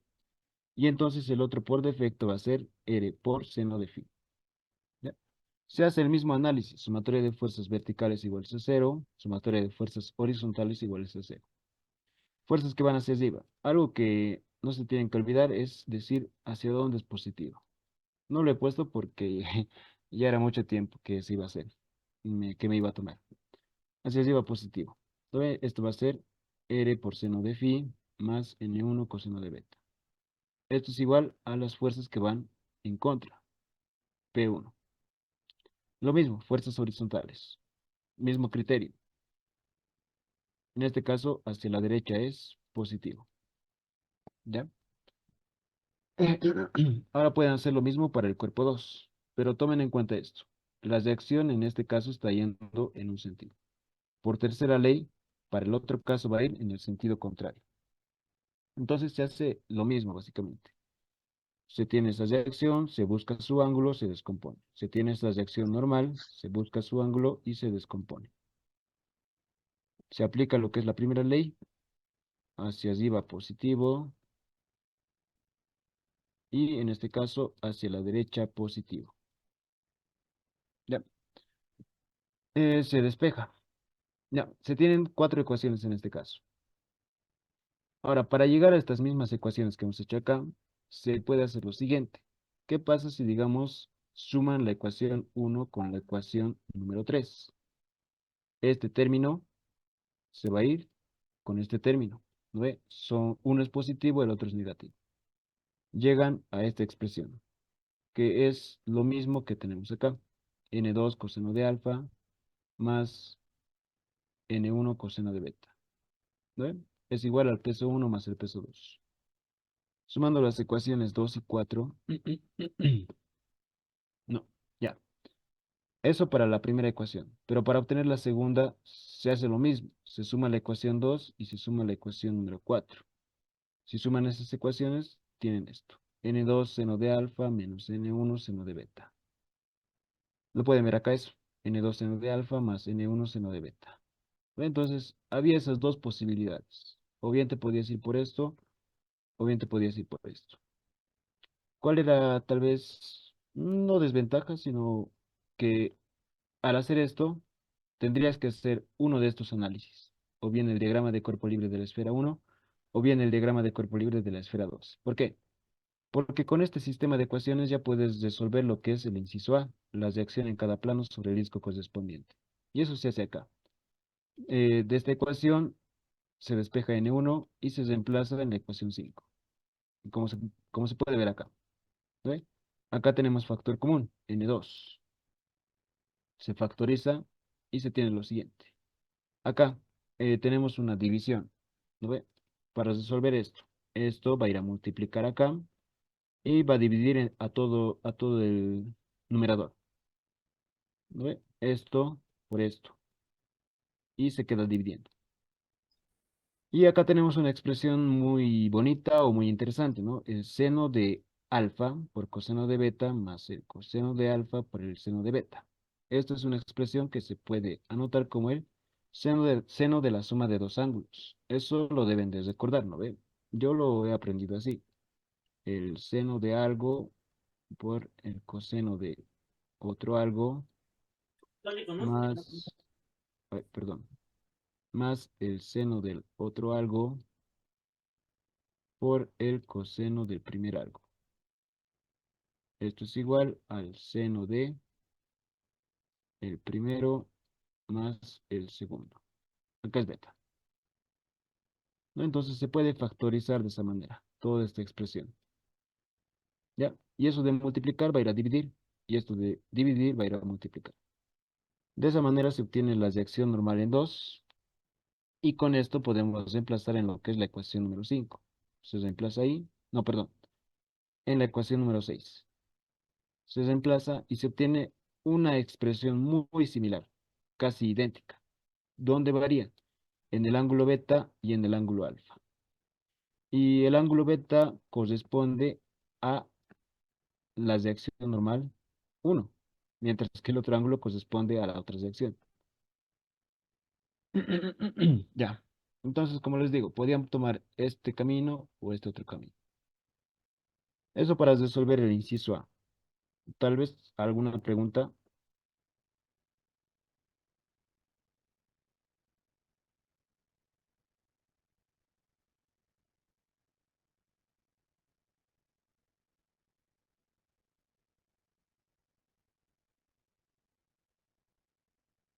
Ya,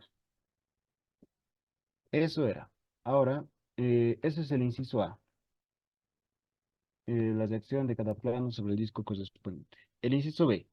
El ángulo phi que forma la recta que une los centros de los discos con respecto a la horizontal. Este ángulo phi. Y ahí es donde les digo, ¿no? Si tomaban este camino, tenían que hacer esto. ¿Para qué? Para que de este diagrama de cuerpo libre pudiesen obtener una ecuación que involucre lo que es el ángulo phi, que es el ángulo que les pide básicamente. Entonces acá hacemos eso, ¿no? Reemplazamos N1 en la ecuación número 2. Ya, ¿esto para qué? Para poder despejar lo que es el ángulo phi. Aquí estamos trabajando puramente con el diagrama de cuerpo libre de la esfera 1. Acá, si se dan cuenta, vamos a trabajar con estas dos ecuaciones. En estas dos ecuaciones ya conocemos el valor de N1, pero ¿qué es lo que no conocemos? No conocemos la reacción ni tampoco conocemos phi.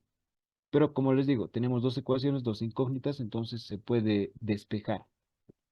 Ya, acá vamos a hacer eso. Tenemos R por coseno de phi menos N1 seno de beta igual a 0.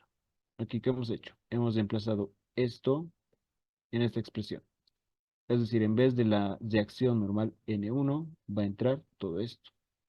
Y eso está ahí, multiplicado por el seno de beta.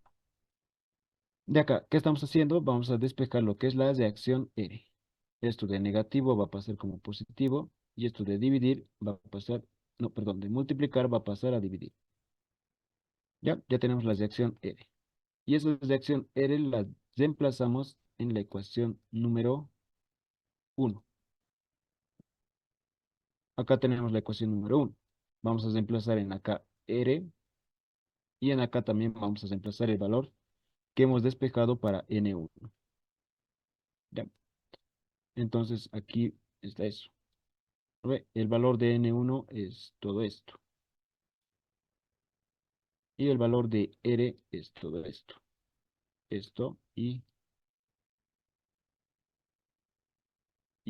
sí, todo esto. Ya. Y ahora acá, como pueden ver, todo es conocido, menos que, menos phi. Esto es la variable desconocida. Pero es una ecuación. Entonces se puede despejar. A ver, ¿qué se hace primero acá? Todo este término es conocido. Entonces va a pasar al otro lado de positivo como negativo. Luego, acá tenemos phi. Tenemos seno de phi sobre coseno de phi. Eso es la tangente de phi. ¿Ya? Multiplicado por todo este término. este término de acá, y eso está acá. Luego en acá, ¿qué estamos haciendo? Estamos sumando. ¿Ve? Para sumar, esto va a multiplicar acá arriba y va a dividir a todo. Pero antes de sumar, todo este término lo vamos a mandar a dividir. Todo eso va a ir a dividir. Y ahora sí, aquí sumamos. Esto multiplicado por P1. Esto ahí. Y va a dividir a toda la expresión. Acá. Todo dividido entre P1 más P2 sobre el seno de alfa más beta, multiplicado por el seno de alfa por el seno de beta. Y ahora es todo esto. Entonces hay que resolver. De acá, tenemos esto, ¿no? Seno de alfa más beta. ¿A qué es igual eso? Al seno de alfa por el coseno de beta más el seno de beta por el coseno de alfa. Es decir, lo estamos desarrollando nuevamente. ¿Para qué? Van a ver por qué.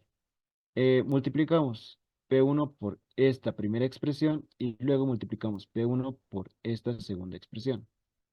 ¿Para qué? Para obtener estas dos. ¿Qué de curioso, qué de curioso hay ahí? Que este término es lo mismo que este término, pero en sentidos contrarios. Por lo tanto, ambos se pueden simplificar, ¿no? Se pueden anular. Luego, ¿qué nos queda vivo? Nos queda vivo esto y nos queda vivo esto. De acá, ¿qué más podemos realizar? En el denominador tenemos seno de la suma de dos ángulos y en el otro igual, seno de la suma de dos ángulos. ¿Ya? Después de todo eso nos queda esto. Para poder seguir desarrollando, podemos introducir esto en el denominador de esto y de esto. Y eso está ahí. ¿Para qué? Acá tienen seno de beta se simplifican, seno de alfa, seno de alfa. Acá, ¿qué es lo que vamos a obtener? Vamos a obtener coseno de alfa sobre seno de alfa. Eso lo podemos desarrollar como la tangente de alfa o bien lo podemos multiplicar tal vez P1 por la cotangente de alfa menos P2 por la cotangente de beta. Y todo dividido entre P1 y más P2. ¿Alguna pregunta?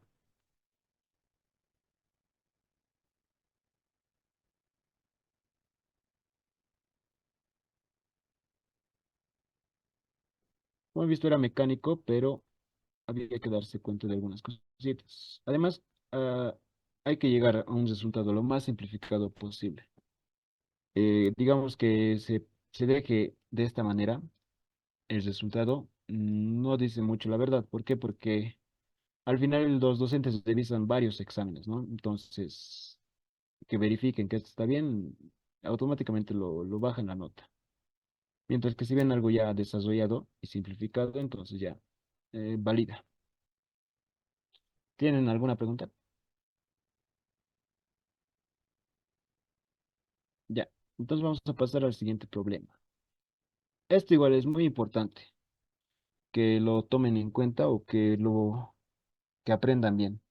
Y es la deducción de centros de masa de cuerpos tridimensionales.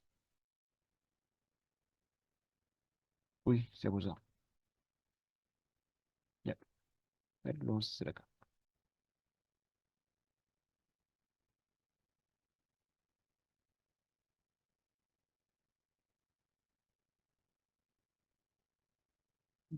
Ya, te lo voy a... Ya,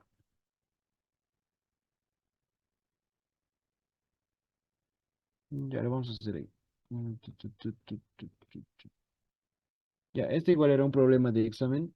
Dice calcular el centro de masa de medio paraboloide de revolución alrededor del eje X, cuyo radio en la base es R, la altura es H y su vértice se encuentra en el origen de coordenadas.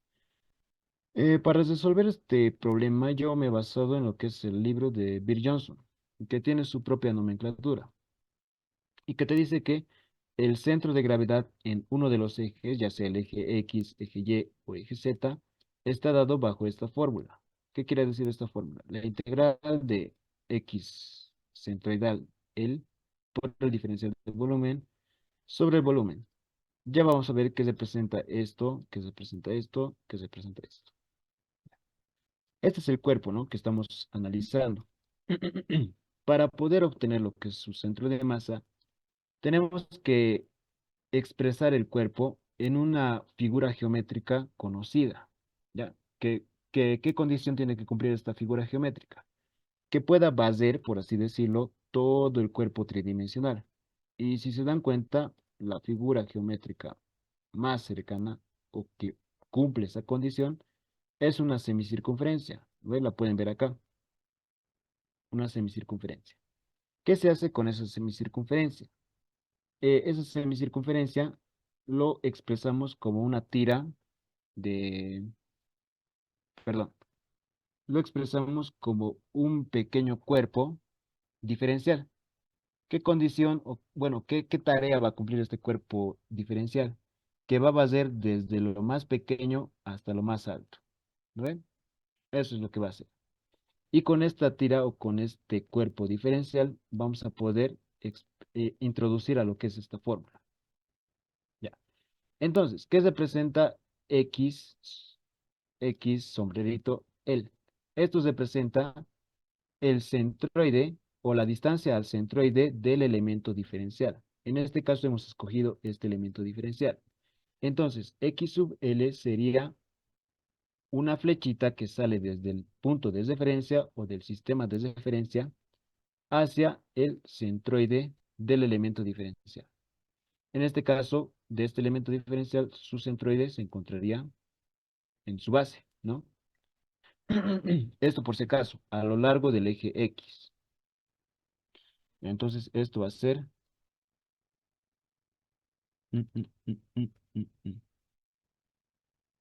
Perdón. Esto va a ser XL, ¿ya? Luego, ¿dónde estaría YL? Del elemento diferencial. Por eso es que es necesario que sea una figura conocida. De una semicircunferencia, ¿a qué distancia estaría esto? ¿Cuál es la distancia hacia el centroide de una semicircunferencia? Sería 4 veces R sobre 3 veces pi. ¿No ve? Ya, entonces eso. Ya hemos hecho para X, ahora nos toca para Y.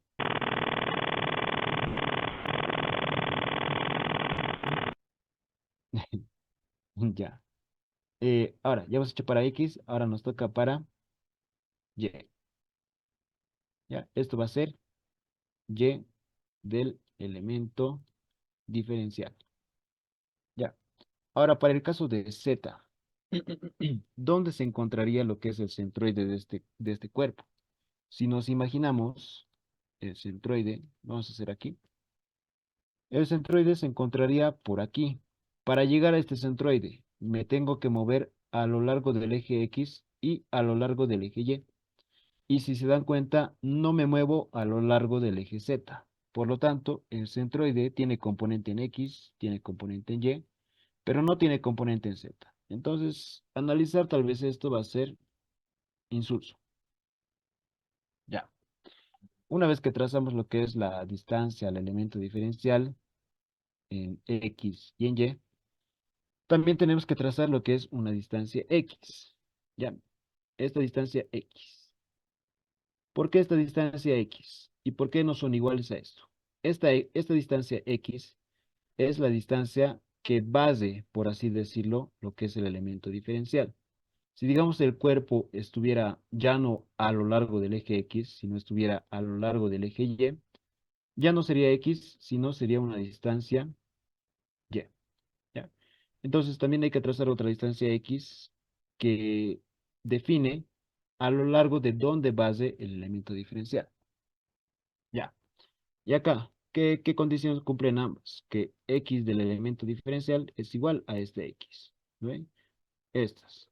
Luego, y sub, la altura del elemento diferencial o la distancia del elemento diferencial a lo largo del eje Y se puede expresar en función de qué?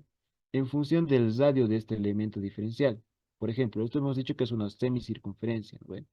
Entonces, tiene un radio R. Este radio R varía a lo largo de todo el cuerpo. Es decir, en un instante está así, en otro instante va a estar más grande, ¿no ve? Va a ser mucho más grande. Entonces, ¿cuánto es? 4 veces R pequeño sobre 3 veces pi.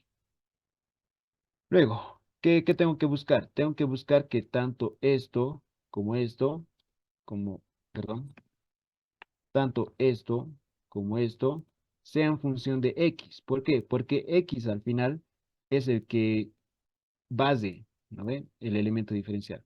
Es el que varía. Es como decir que X tiene la batuta, entonces tanto esto como esto, y si esto también estuviéramos tomando en cuenta, todo tendría que estar en función de X. Entonces, lo siguiente que se tiene que hacer es dejar esto en función de X. ¿Cómo podemos hacer eso?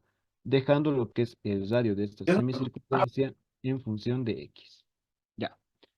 Ahora, el caso que nos da es un semiparaboloide, un medio paraboloide. ¿No ve? Entonces, ¿cómo podemos expresar esta curvatura? Para eso tenemos esta curva. A ver, un rato. Ya. Esto es el eje Y, esto es el eje X.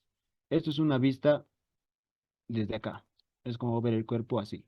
¿Qué vamos a ver? Vamos a ver una parábola. Ahora, ¿cuál sería la ecuación de esta parábola? La ecuación de esta parábola estaría dada por esto. ¿Por qué por esto? Si se dan cuenta, bueno, la ecuación de una parábola siempre ha sido así, ¿no? Y es igual a K por X al cuadrado. ¿Por qué estoy utilizando esta expresión y no esta expresión? Porque ambas describen una parábola diferente. Este caso describe esta parábola, mientras que este otro caso describiría una parábola de este tipo. Y matemáticamente lo pueden ver, lo pueden verificar. ¿Por qué? En esta primera expresión, ¿quién crece más rápido? Si digamos, esta acá tiene un valor de 1, cuando y valga, digamos, 4, ¿cuánto llegaría a valer x? Valdría 16. Si esto vale 10, esto va a valer 100. ¿Qué quiere decir? Que el valor de x está yendo más grande que el valor de y. Y eso se cumple acá, ¿no? Por ejemplo, esto puede ser el valor de 10 y esto puede ser el valor de 100. ¿No? Por eso es que esa es la ecuación que describe esta parábola. ¿Qué pasa si utilizamos esta otra expresión? Acá, ¿qué quiere decir? Que y crece más rápido que x, que cuando x valga 10, y va a valer 100. Y ese es el caso de la otra parábola que les decía, una parábola que vaya así. Ese es un detalle muy importante porque ahí, ahí es donde se confunden bastante, donde casi me he confundido aquella vez. ¿Ya? Ya. Ahora, mm, perdón. Ya. Ahora, esta es una ecuación que relaciona x con y. Pero no estamos manejando en este caso Y. Estamos manejando X, pero lo que está definiendo Y es esta R. ¿Ve? Esta R está a lo largo del eje Y. Entonces, en vez de colocar Y, podemos colocar R. Y vamos a tener este término. X es igual a una constante por R al cuadrado. Pero ¿cuánto vale esta constante? Eso lo podemos hallar mediante las condiciones del gráfico. ¿Qué pasa cuando X vale H? ¿Ve? Cuando X vale H, según el gráfico de arriba, cuando X se encuentre en acá y valga H, ¿cuánto va a valer Y o cuánto va a valer el radio pequeño? Va a valer R. ¿Ve? Entonces, si X vale H, entonces Y vale R. Por lo tanto, reemplazando en acá, podemos despejar lo que es la constante de la parábola, que va a ser igual a H sobre R al cuadrado. Muy bien. Entonces, en esta expresión, en vez de K, vamos a reemplazar esto. Ya. Y finalmente, acá está multiplicado por R al cuadrado. Y finalmente, les dije, ¿no? Que todo tiene que estar en función del elemento que esté vaciando. Este diferencial está vaciando a lo largo del eje X. Entonces, tanto esto como esto tiene que estar en función de X. Entonces, vamos a despejar R para que esté a lo largo de X. Ya. Ya hemos cumplido eso. Esto va a estar en función de X, esto va a estar en función de X. Ahora vamos a utilizar esta expresión. Pero para entrar a esto también necesitamos determinar el volumen. Ahora, ¿cómo podemos determinar el volumen? El volumen es igual al área por dx. ¿Ya? O bien, no, perdón. El diferencial de volumen es igual al área por dx. Acá igual vamos a hacer por integrales, ¿no ve? En un gráfico 2D, ¿qué te permite realizar una integral? Te permite calcular el área debajo de la curva. Para el caso de cuerpos tridimensionales, para hallar un volumen es el mismo procedimiento, solo que en este caso tienes que manejar el área de una figura conocida y su espesor. Y eso es lo que vamos a hacer acá. Para determinar el volumen, va a ser el volumen de este elemento diferencial. ¿Qué quiere decir? Esta área de aquí multiplicado por su espesor de x. ¿No ve? Y ya simplemente toca integrar. A ver. Sí, ya. Entonces el volumen o el diferencial de volumen es igual a por dx. Diferencial de volumen es igual al área por dx. Ya. Para poder realizar esto, igual, todo tiene que estar en función de x. ¿Cuánto vale el área? El área de una semicircunferencia vale pi medios por el radio al cuadrado. Pero en este caso, este radio ya lo hemos interpretado en función de x. Si lo reemplazamos acá, ¿qué vamos a obtener? Vamos a obtener pi medios multiplicado por r al cuadrado, pero r vale esto. Este cuadrado con estos medios se va a ir y nos va a quedar r al cuadrado por x dividido entre h. ¿Ya? Y eso es lo que se tiene acá. Ya. De acá, extremo con extremo, medio con medio. Se llega a obtener todo esto. Diferencia de volumen es igual a pi por r al cuadrado por x, todo eso. Y solo toca integrar, ¿no? Por algo hemos dejado en función de x. ¿Por qué? Porque ahora los límites de integración son sencillos y van a ser desde que x vale 0 hasta que x vale h. Porque en todo ese tramo, este elemento diferencial va a valer para poder determinar su volumen. ¿Ya? Y se integra. Integral, todo esto es constante, límites de integración, y se obtiene el volumen de un semiparaboloide. Si lo investigan, yo creo que el volumen de un paraboloide es el doble de esto, ¿no? Porque en este caso hemos calculado de un semiparaboloide. Ya. Tal vez alguna pregunta hasta esa parte.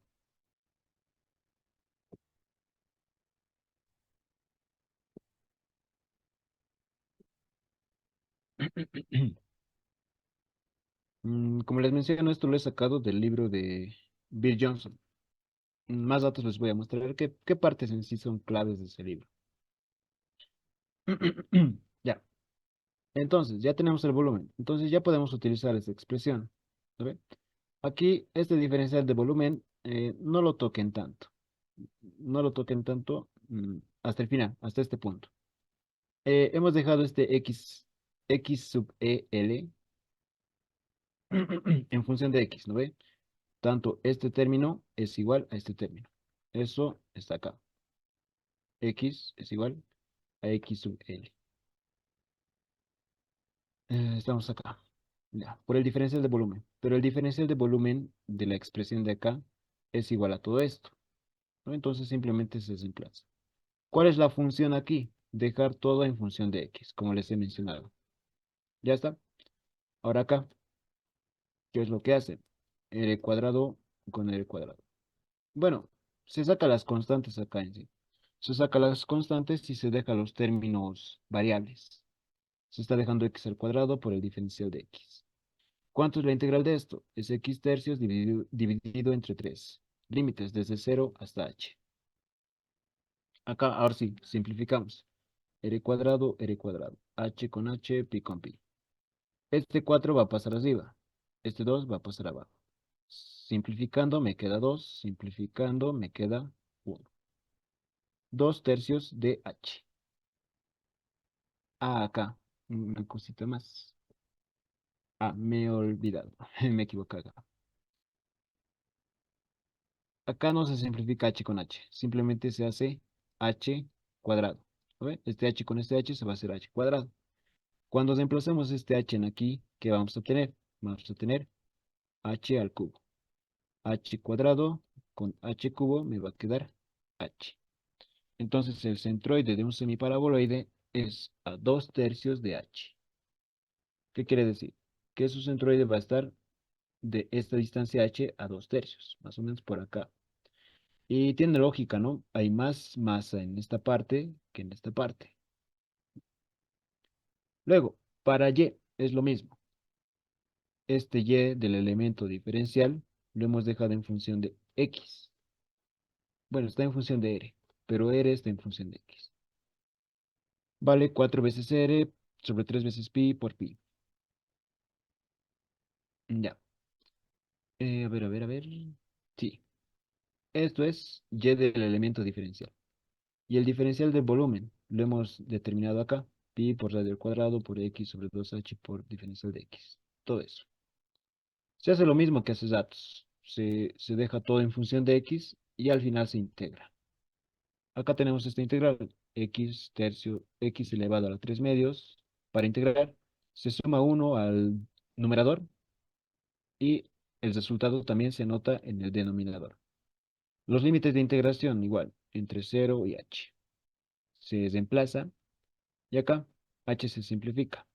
Me queda 2 por 8, 3 por 15. Y esto sería el resultado. De acá. ¿Tienen una pregunta de esta parte?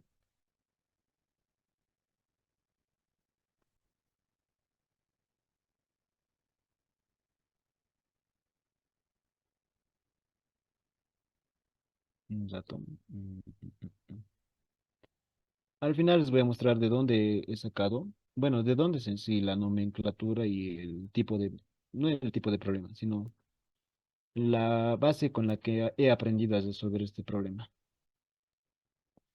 Ya, finalmente este ejercicio es del 2021, en segundo semestre, eh, caía justo en mi cumpleaños. No tuve suerte ese día. Ya. Dice, una base de longitud L y masa M1.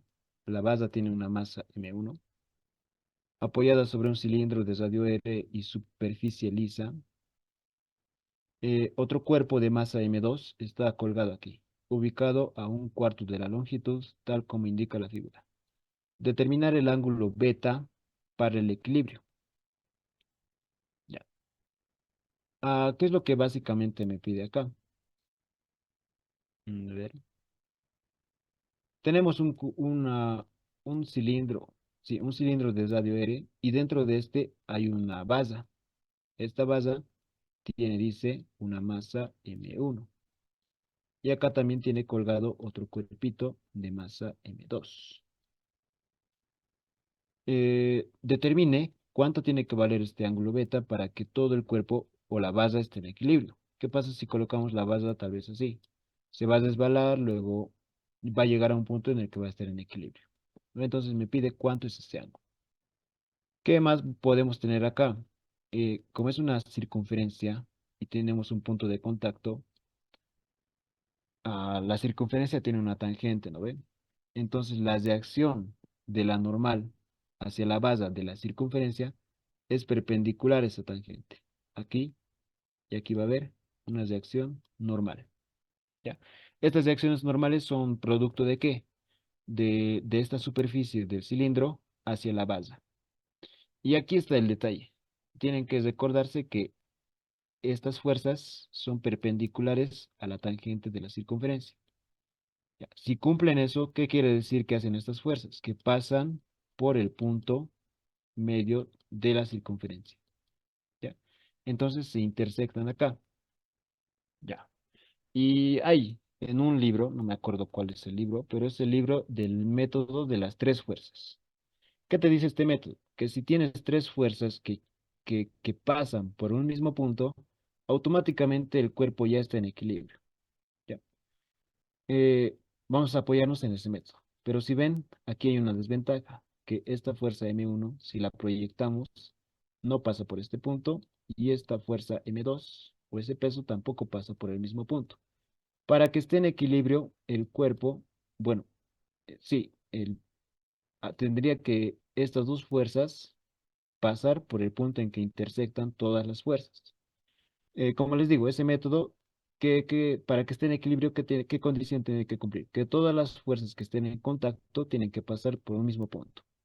Esto y esto pasan por este punto. Entonces, para que esté en equilibrio, tendría que esta fuerza, ambas fuerzas, pasar por este punto.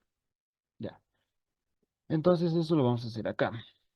Aquí ya está resuelto, no he alcanzado a transcribir, pero es básicamente eso. ¿Qué vamos a hacer acá? Tenemos el peso de la base M1 y tenemos el peso del cuerpo colgante, M2. Lo que vamos a hacer es, ¿qué se llama esto? Hallar una masa, por si acaso aquí falta gravedad.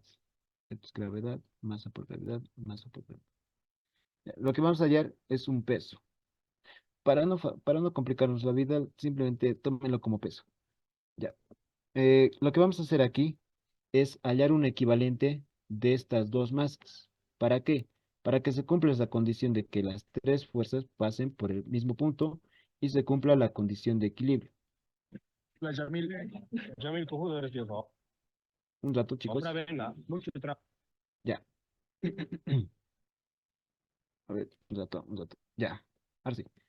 Entonces, ¿qué vamos a hacer? Vamos a hacer que estas dos fuerzas, M1 y M2, tengan el mismo efecto que esta otra fuerza. Para ello, ¿qué vamos a hacer? Acá dice, M es una fuerza equivalente a M1 y M2. Acá tenemos una primera ecuación. M es igual a M1 por M2. Luego, ¿qué más podemos hacer para que produzca el mismo efecto? Podemos hacer una sumatoria, perdón, un torque respecto a este punto. Sumatoria de torques, sumatoria de momentos respecto a un punto O, lo vamos a llamar, es igual a cero. El sentido antihorario es positivo. Ya. Ahora, esta fuerza M, ¿qué torque produce? Va a producir la fuerza por esta distancia. ¿Pero cuánto vale esta distancia? Vale esta hipotenusa por el coseno de su ángulo. Eso está aquí, x por coseno de beta. Para el primer caso. Para el segundo caso, para esto, M1. Esta fuerza perdón, por esta distancia. ¿Cuánto vale esta distancia? Esta masa, por si acaso, está en la mitad de la base, ¿no ven? Entonces, todo esto, ¿cuánto vale? Vale L medios. Entonces, para determinar esta distancia va a ser L medios por el coseno de beta. Ya está eso. Finalmente, esta otra está aquí. Y según el enunciado está a L cuartos a partir de este punto. Cae acá, ¿no ven? Entonces, el momento que produce esta fuerza por esta distancia. Lo mismo, L cuartos por coseno de beta. Ya está. De acá, ¿qué sucede? Coseno de beta con coseno de beta con coseno de beta. Se simplifican y me queda esto. Si sumamos el factor común, me queda 4. ¿Cuánto le falta al 2 para el 4? 2 por 2, 4. Entonces se anota aquí 2. 2 por M1 por L. Esto se queda así. Ya. Entonces ya tenemos el torque o el momento equivalente. Ya. Ahora, ¿qué es lo que nos pide el ejercicio? Nos pide determinar el ángulo beta para el equilibrio. Si se dan cuenta, en aquí no tenemos beta. Entonces tenemos que hallar alguna forma de relacionar beta con esta variable x. Entonces aquí podemos hacer un jueguito de ángulos de la misma manera. Acá tenemos beta, ¿no?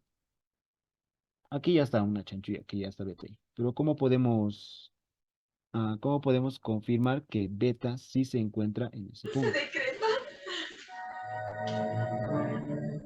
Eh, ya,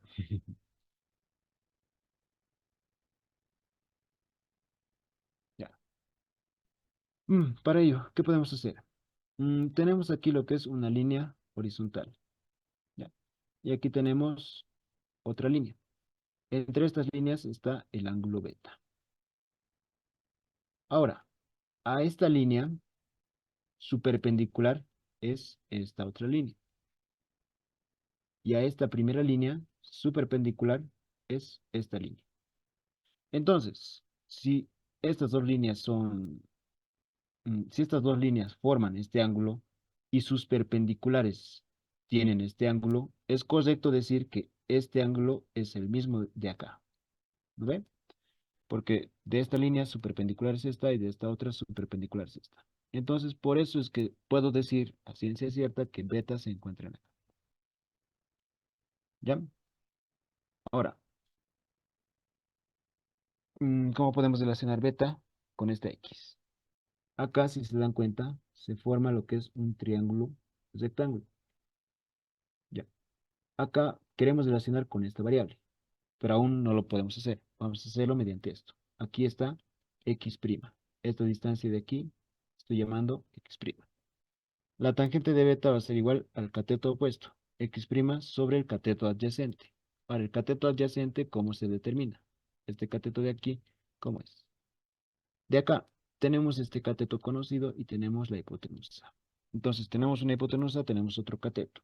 ¿Cuánto va a valer esta distancia? Va a ser la raíz de la hipotenusa al cuadrado menos el otro cateto, L medios al cuadrado. ¿Lo ven? Entonces la tangente del ángulo beta va a ser a este cateto opuesto sobre el cateto adyacente. Y eso está acá. Ya, pero yo quería relacionar lo que era beta con X. ¿Ya? Y eso lo vamos a hacer así. La distancia desde este punto hasta el punto de aplicación de la masa M1 es L medios. La distancia desde este punto hacia la fuerza equivalente es X. ¿Ok? Entonces, ¿cómo podemos relacionar todo esto? Esta distancia X con L medios y esta X'. Pues básicamente que X más X' es igual a L medios. De acá, lo que me importa es X. Entonces, esto de positivo va a pasar como negativo. Y eso lo pueden ver acá. Ya, con esto ya está resuelto casi el problema. Ya. Y ya está, básicamente. De acá podemos mandar a multiplicar. Luego podemos desarrollar. Aquí, ¿qué se está haciendo? Aquí lo que se está haciendo es sumar. Aquí va a ser 4. Aquí va a quedar 4. ¿No? Ahora este 4 está afectado por la 6, pero sí puede salir. ¿Cómo? Como un medio. Ya. Tenemos esta expresión. Y aquí estamos lo que les decía, ¿no? Yo quiero relacionar esto con esto. Mediante esta expresión, reemplazamos en aquí. ¿No? De esa manera obtenemos esto. Finalmente, acá tenemos X multiplicado por la fuerza equivalente. Reemplazamos todo este término en ahí, todo este término en acá, en acá. Ahí sí. Para llegar a obtener esto. Ya, ¿qué tenemos acá? Esto era lo que era el valor de X. El trabajo ahora es despejar beta. ¿Por qué? Porque si se dan cuenta ya tenemos todo. Tenemos M1, tenemos M2. M en sí no es una variable, pero para eso hemos planteado la primera ecuación. Si se recuerdan, M es igual a M1 más M2. Ahí va a tomar peso eso. Lo vamos a ver ahora. Como les digo, tenemos que despejar tangente de beta. Así que esto va a multiplicar a esto y va a multiplicar a esto. ¿Para qué? Para poder repartirse. Aquí va a estar un primer término, acá va a estar el otro término. Esto es igual a 2 veces M1 por L más M2 por L. Todo dividido entre 4. Luego, podemos multiplicar miembro a miembro por 2. ¿Y qué va a pasar? Que este 2 se simplifica con esto, con esto, con esto. ¿No ve? Este 2 multiplica cada término. Ya estamos acabando. Este M por L de positivo va a pasar a negativo. Y se va a llegar a sumar acá. Para sumar, como un denominador va a ser el 2. Aquí le falta 2, así que le multiplicamos. ¿No ve? ¿Cuánto le falta al 1 para